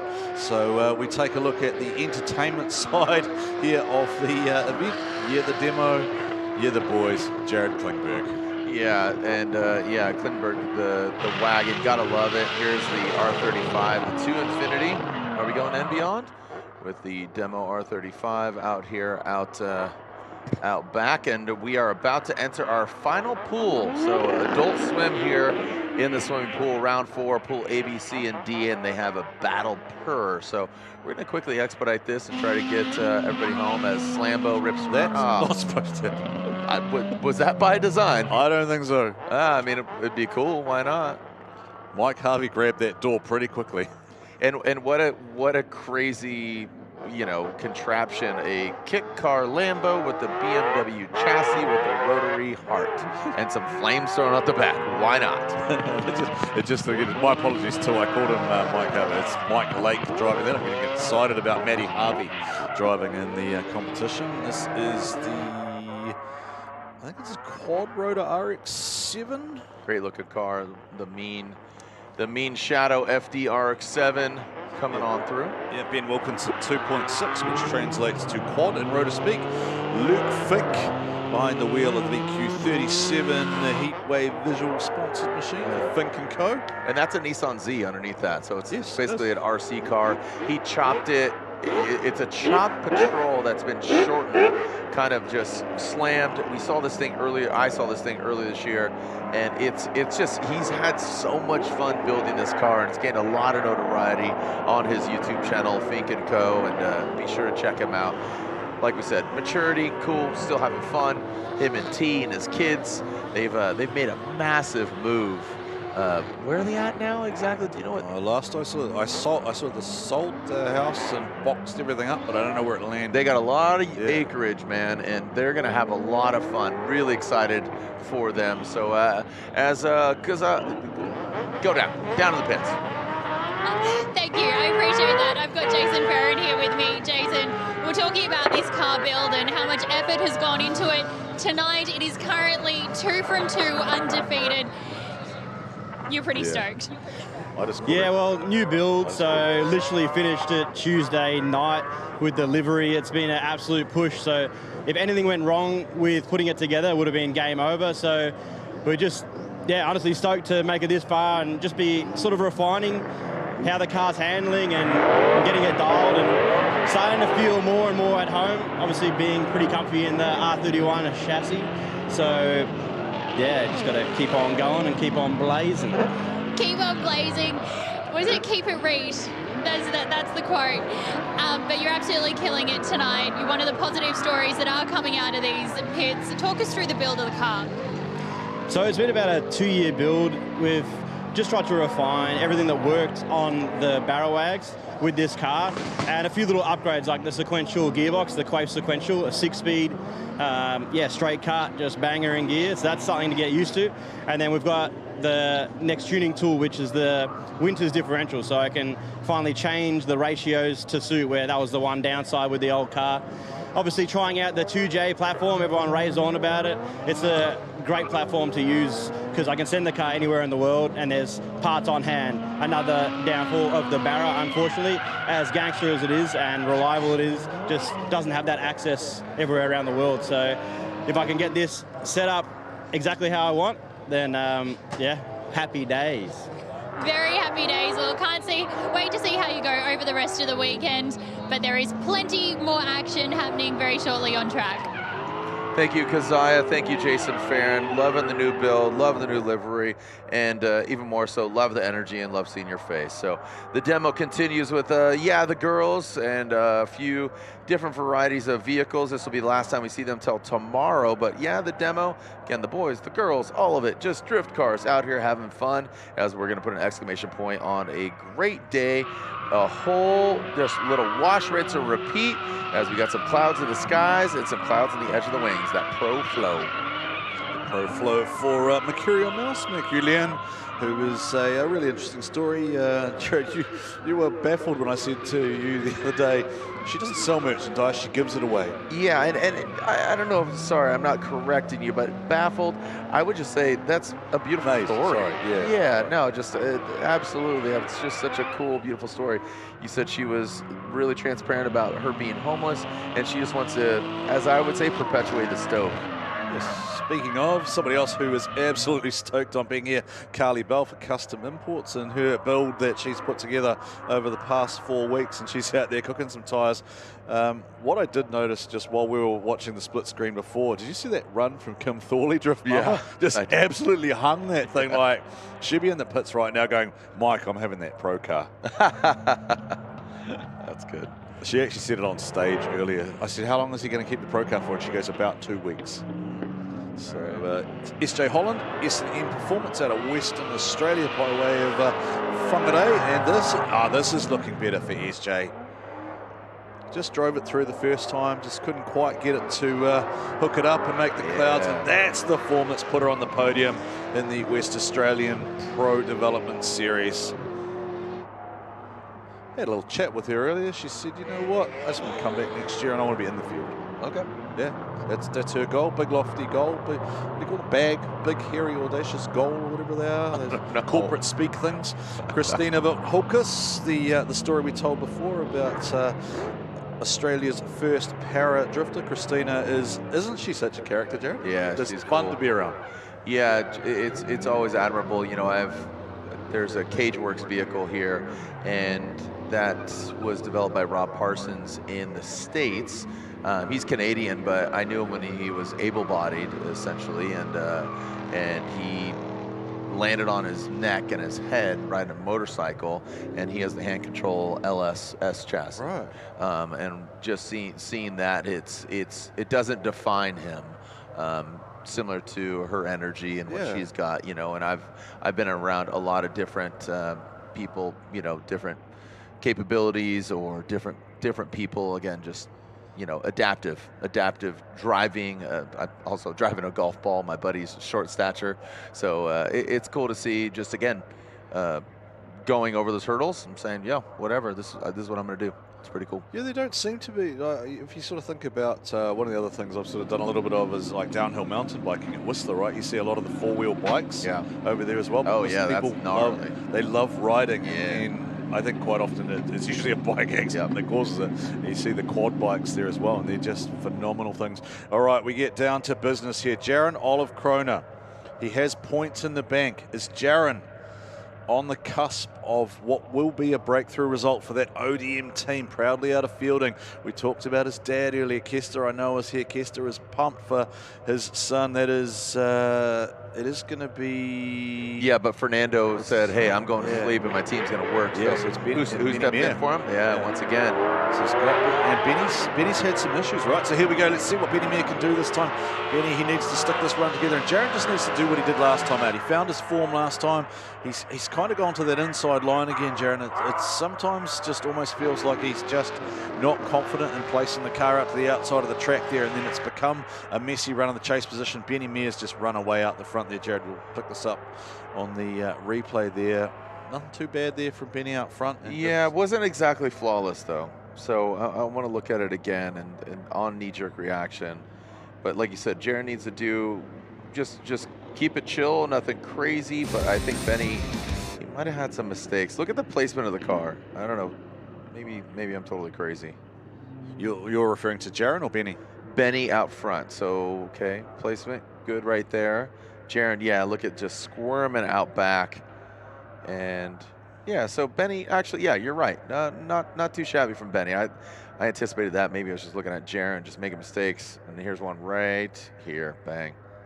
Yeah, so I think that would be, I think there's probably 3 corrections within that run of note that you would deduct him for just, and we're picking this up because you guys can see this as well on the live stream. Kind of, we always have a knowledgeable audience tuned in. Just, it's like the lines got wrong there, and that's just throwing him for the whole run, so it flattens out at waivers, and then he gets too wide there. We haven't seen anyone get out to that point and then chop back in, and then there's again the correction on the inside of the track there. And it wasn't like when we saw that last Jiren and Benny Maher battle where Benny kind of chopped back down and forced Jason off the inside of the track. It's all Jiren there by himself, but now he has the opportunity to shine in the lead position. Here we go. Jiren will be out front again. That V12 RC, the Lexus. Woo, look at there. Just drops right in, has to back off a little bit. Benny now in the chase. Jiren comes a little unwound, but does find himself all the way out there to the outside zone. A lot more comfortable with the clean air up front, and Benny, you can see, working it. A little squirmy in that chase position, but does maintain a better proximity by comparison to Jiren when he was in the chase. Yeah, that would be my observation too. It's almost just like Jiren is not quite as comfortable in the chase position. I don't know if it's because it's such a big car, maybe it's awkward, or maybe it sounds silly to say, but it's an expensive car, right? And it's not easy if you do some damage to the front of that. Like there won't be a lot of parts available to fix that. You're not going to jam stuff in from another Sylvia that's randomly in the pits. You're going to be on custom coilovers, custom everything. So Jiren, nice job out front there. Probably one of the better runs from him. Benny Maher has got it tidied up. Still not perfect, but enough there to think there's probably a weighting towards Benny. And that's going to be interesting because that will mean that Fernando will, by virtue of Benny Maher, is actually going to have a lot of points, and he's going to come back tomorrow. So we might only see Fernando once, and he could be, like, hypothetically, he could be on 6 points tomorrow, having only driven twice. So that's really interesting, and that is one of the things that we have talked about with the pool concept in the past. All right, so we move now to Saxon Moyes, Scott Shimry. Saxon Moyes, the Energizer Bunny himself, and Mr. Shimry. About ready to release James. And here we go. Saxon Moyes will tuck into the chase position. Saxon Moyes, interesting. He always comes across slightly in that chase position. He wants to put himself right where he wants to be. Scotty Shimry up front, blazes up those tyres, gets those promoters cooking there, the Master Chef out front. This is better from Shimry. This is what I expected from Shimry. Now, Saxon Moyes, has he made a little mistake there and he's washed up? And then, oh, well, okay, so that's going to be really, really interesting for the judges to call, because we saw Shimry do that before, but did Saxon contribute to that because of the contact potentially? We got snacks for the boys. Hello, wise men, you're on TV. Sorry, boys. Who put that shot there? Really? Our director just outed him on the snack attack? Nice. Replay here coming up on screen. Now this is what I kind of had expected from Scott Shimry this evening, right? He's doing the right things. He's blazing those promoter tires. He's in the gas. That's the contact there. Now, that I don't think that has unsettled Shimry. Like, that hasn't unloaded him or anything. That's a repeat of what we saw earlier. Yeah, but I think he might have gotten on the side of him, Saxon. Let's take a look at it again. Saxon might have just pushed him and emulsified it just a little bit more than we early anticipated. So watch Saxon come out, bang. So, yeah. All right, well, as things heat up on track and off track, we go down to Tony B. Yeah, guys, I've just had word back from Mad Mike's crew. The Firsty machine should be back on track. It's going to take a lot of work to finish it off, but they're confident with the parts that they've got that they should be able to get back out on track and not disappoint the fans. So, great news. Mr. Bishop, that is fantastic news. Thank you so much. And saw Low Standard J over there working on it. So got some Rotary loyalists that can definitely help him out, and that would be absolutely ideal. Mike, definitely a superstar here at World Time Attack, so it'd be great to get not only his spirits raised, but also the car as well. All right, let's see the changing of the guards here. Saxon Moyes and Scott Shimry in that chase position. Saxon goes across the nose of that vehicle. Now Saxon, look at just good placement. I mean, he's showing you why he won this dang thing last year. So here he is trying to go for it again, and that's well executed by Saxon Moyes.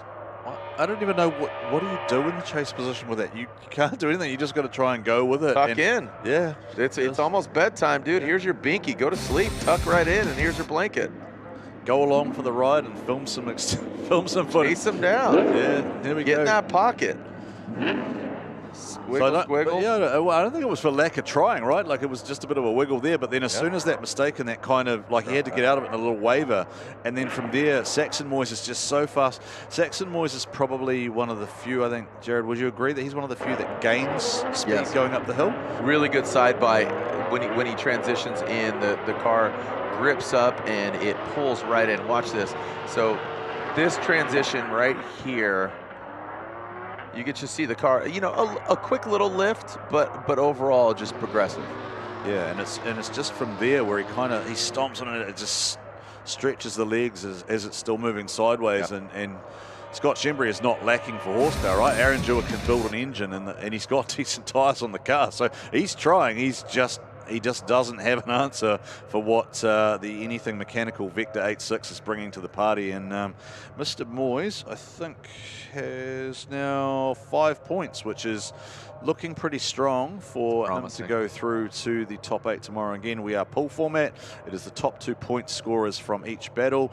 If we go to a tie break, then it will go to the first recorded win. So, i.e., did you win in round 1 or did you win in round 2? Then it goes to a head-to-head potentially, and then there is finally an ability for the judges to make a decision based on the overall quality of the runs displayed by a driver within the pool battles. So that's how we separate them tomorrow when we move through to our Great 8, which is the more traditional format that you would know, understand, and love, where the maybe not so beloved or aligned, or depend how you look at it, the one more time comes back into play. But that is because, of course, once you get to that level, the level of driving just steps up and up and up. Speaking of which, Jason Ferrin, Luke, Jason Ferrin right to the inside of Luke Fink. There was almost yellow on yellow violence there out on track. Luke Fink, Jason Ferrin doing a great job putting on a show here for the crowd at Sydney Motorsport Park. That's a chase from Ferrin, and Luke Fink doing a good job. Whoa. I don't think Luke expected Jason Ferrin to be right there. This is exactly what I anticipated here. Great looking all new Z and an all new Nissan wagon. So let's see what this bussy could do. Yeah, let's get it.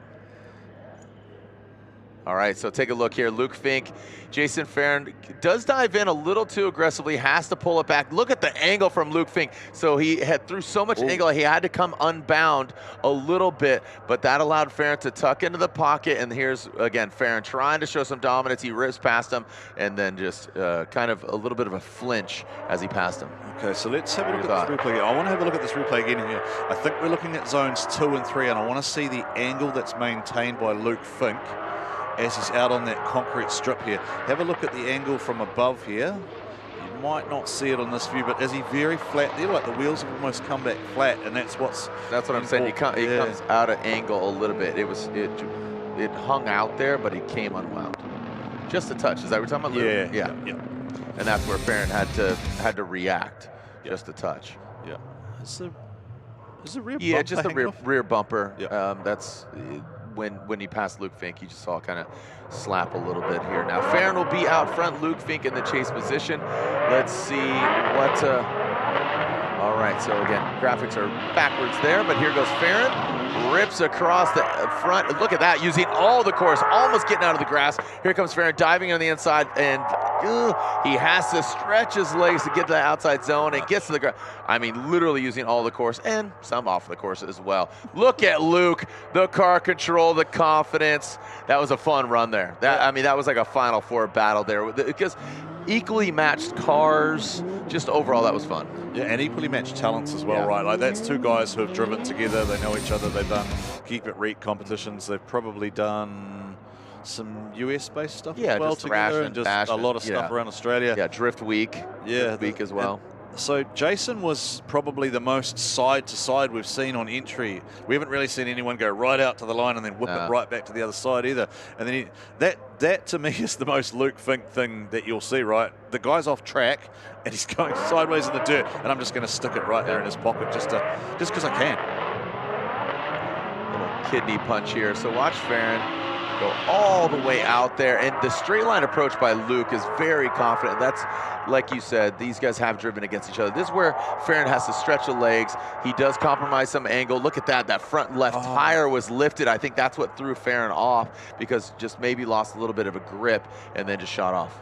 There's a lip on the track that we know about, that if you go about a meter too far through that section, it unweights the car, and it's done it to Matt Harvey and Brodie Maher in the finals in past as well. It's exactly the same thing. It unweighted the front, caused it to bounce, and then it did the same thing. It sort of pogoed up the track, which, so tough battle, and interested to see how the result falls there.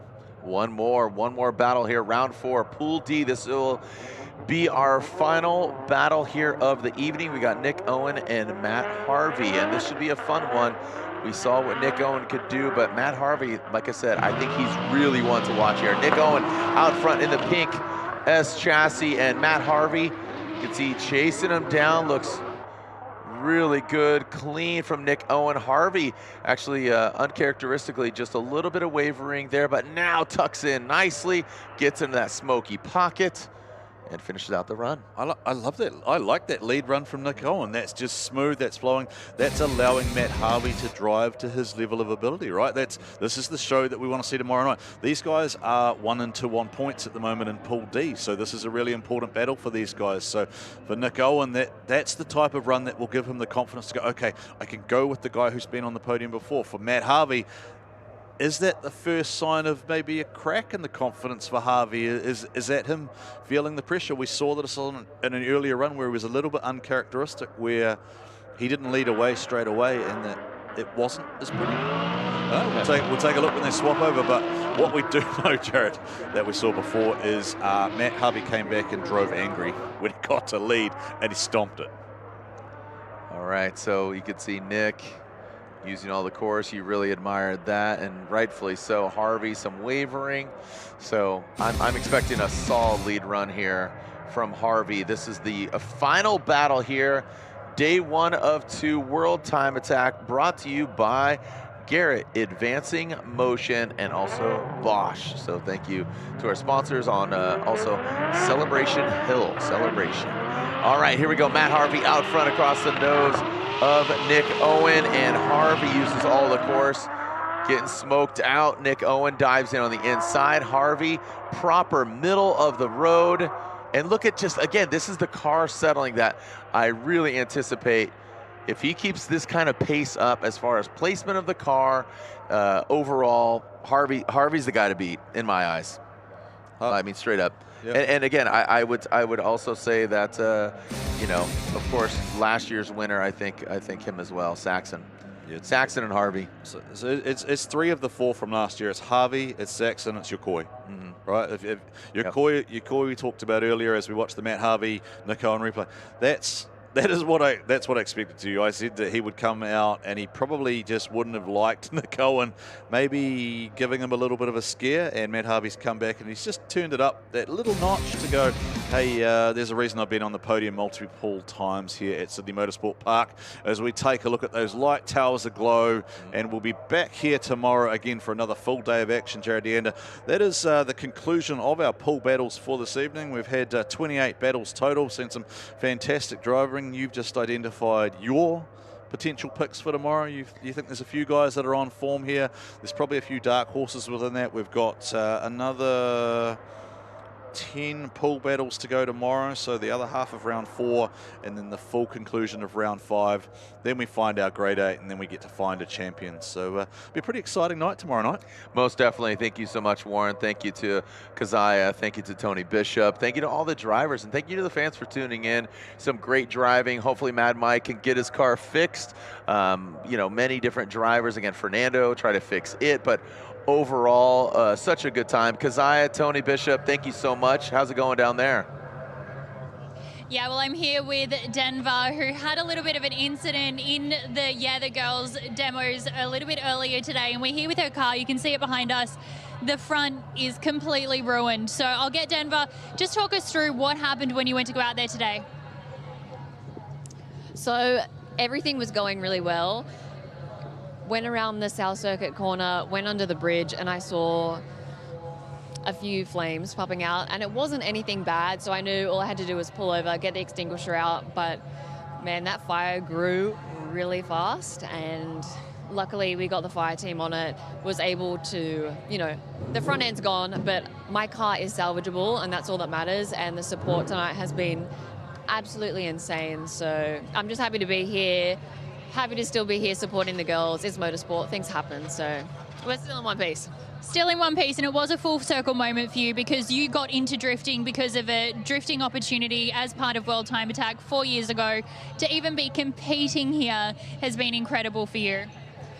It is definitely a pinch me moment. I feel so lucky and so privileged to be here with such an amazing group of drivers and girls. I'm so happy. Brilliant. Well, thank you so much for being part of it. We really appreciate it. The action is wrapping up down here, so we'll head back to you guys. Oh, thank you so much, Keziah Dawn, doing a great job down in the pits with Tony Bishop, and great to see that Denver's A-OK at the moment.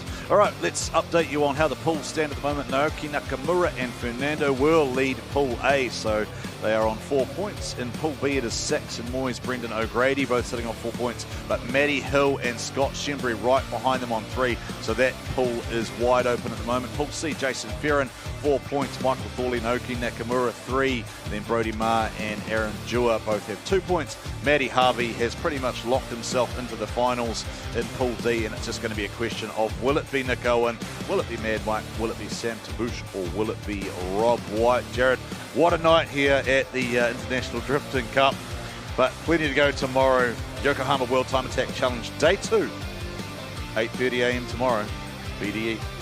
Let's have some fun as Luke Fink pulls in. The party continues tomorrow. World Time Attack Yokohama 2025. Thank you so much, Warren. Again, thank you to Keziah. Thank you to Tony Bishop. Thank you to all the drivers. Of course, thank you to our sponsors.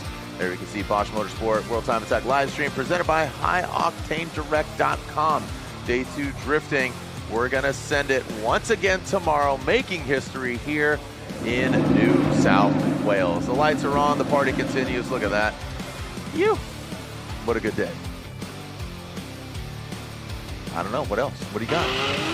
Were you excited? I'm just watching the highlights, man. I'm just watching That's a wrap. We'll send it tomorrow. That's a wrap. Jared DeAnder, the voice of drifting. Warren said we'll be back with you tomorrow. On air from 8:30 tomorrow. Matty Cav, Chris Diggles, BDE, Big Digs Energy, bringing you all the Time Attack action. We're out of here.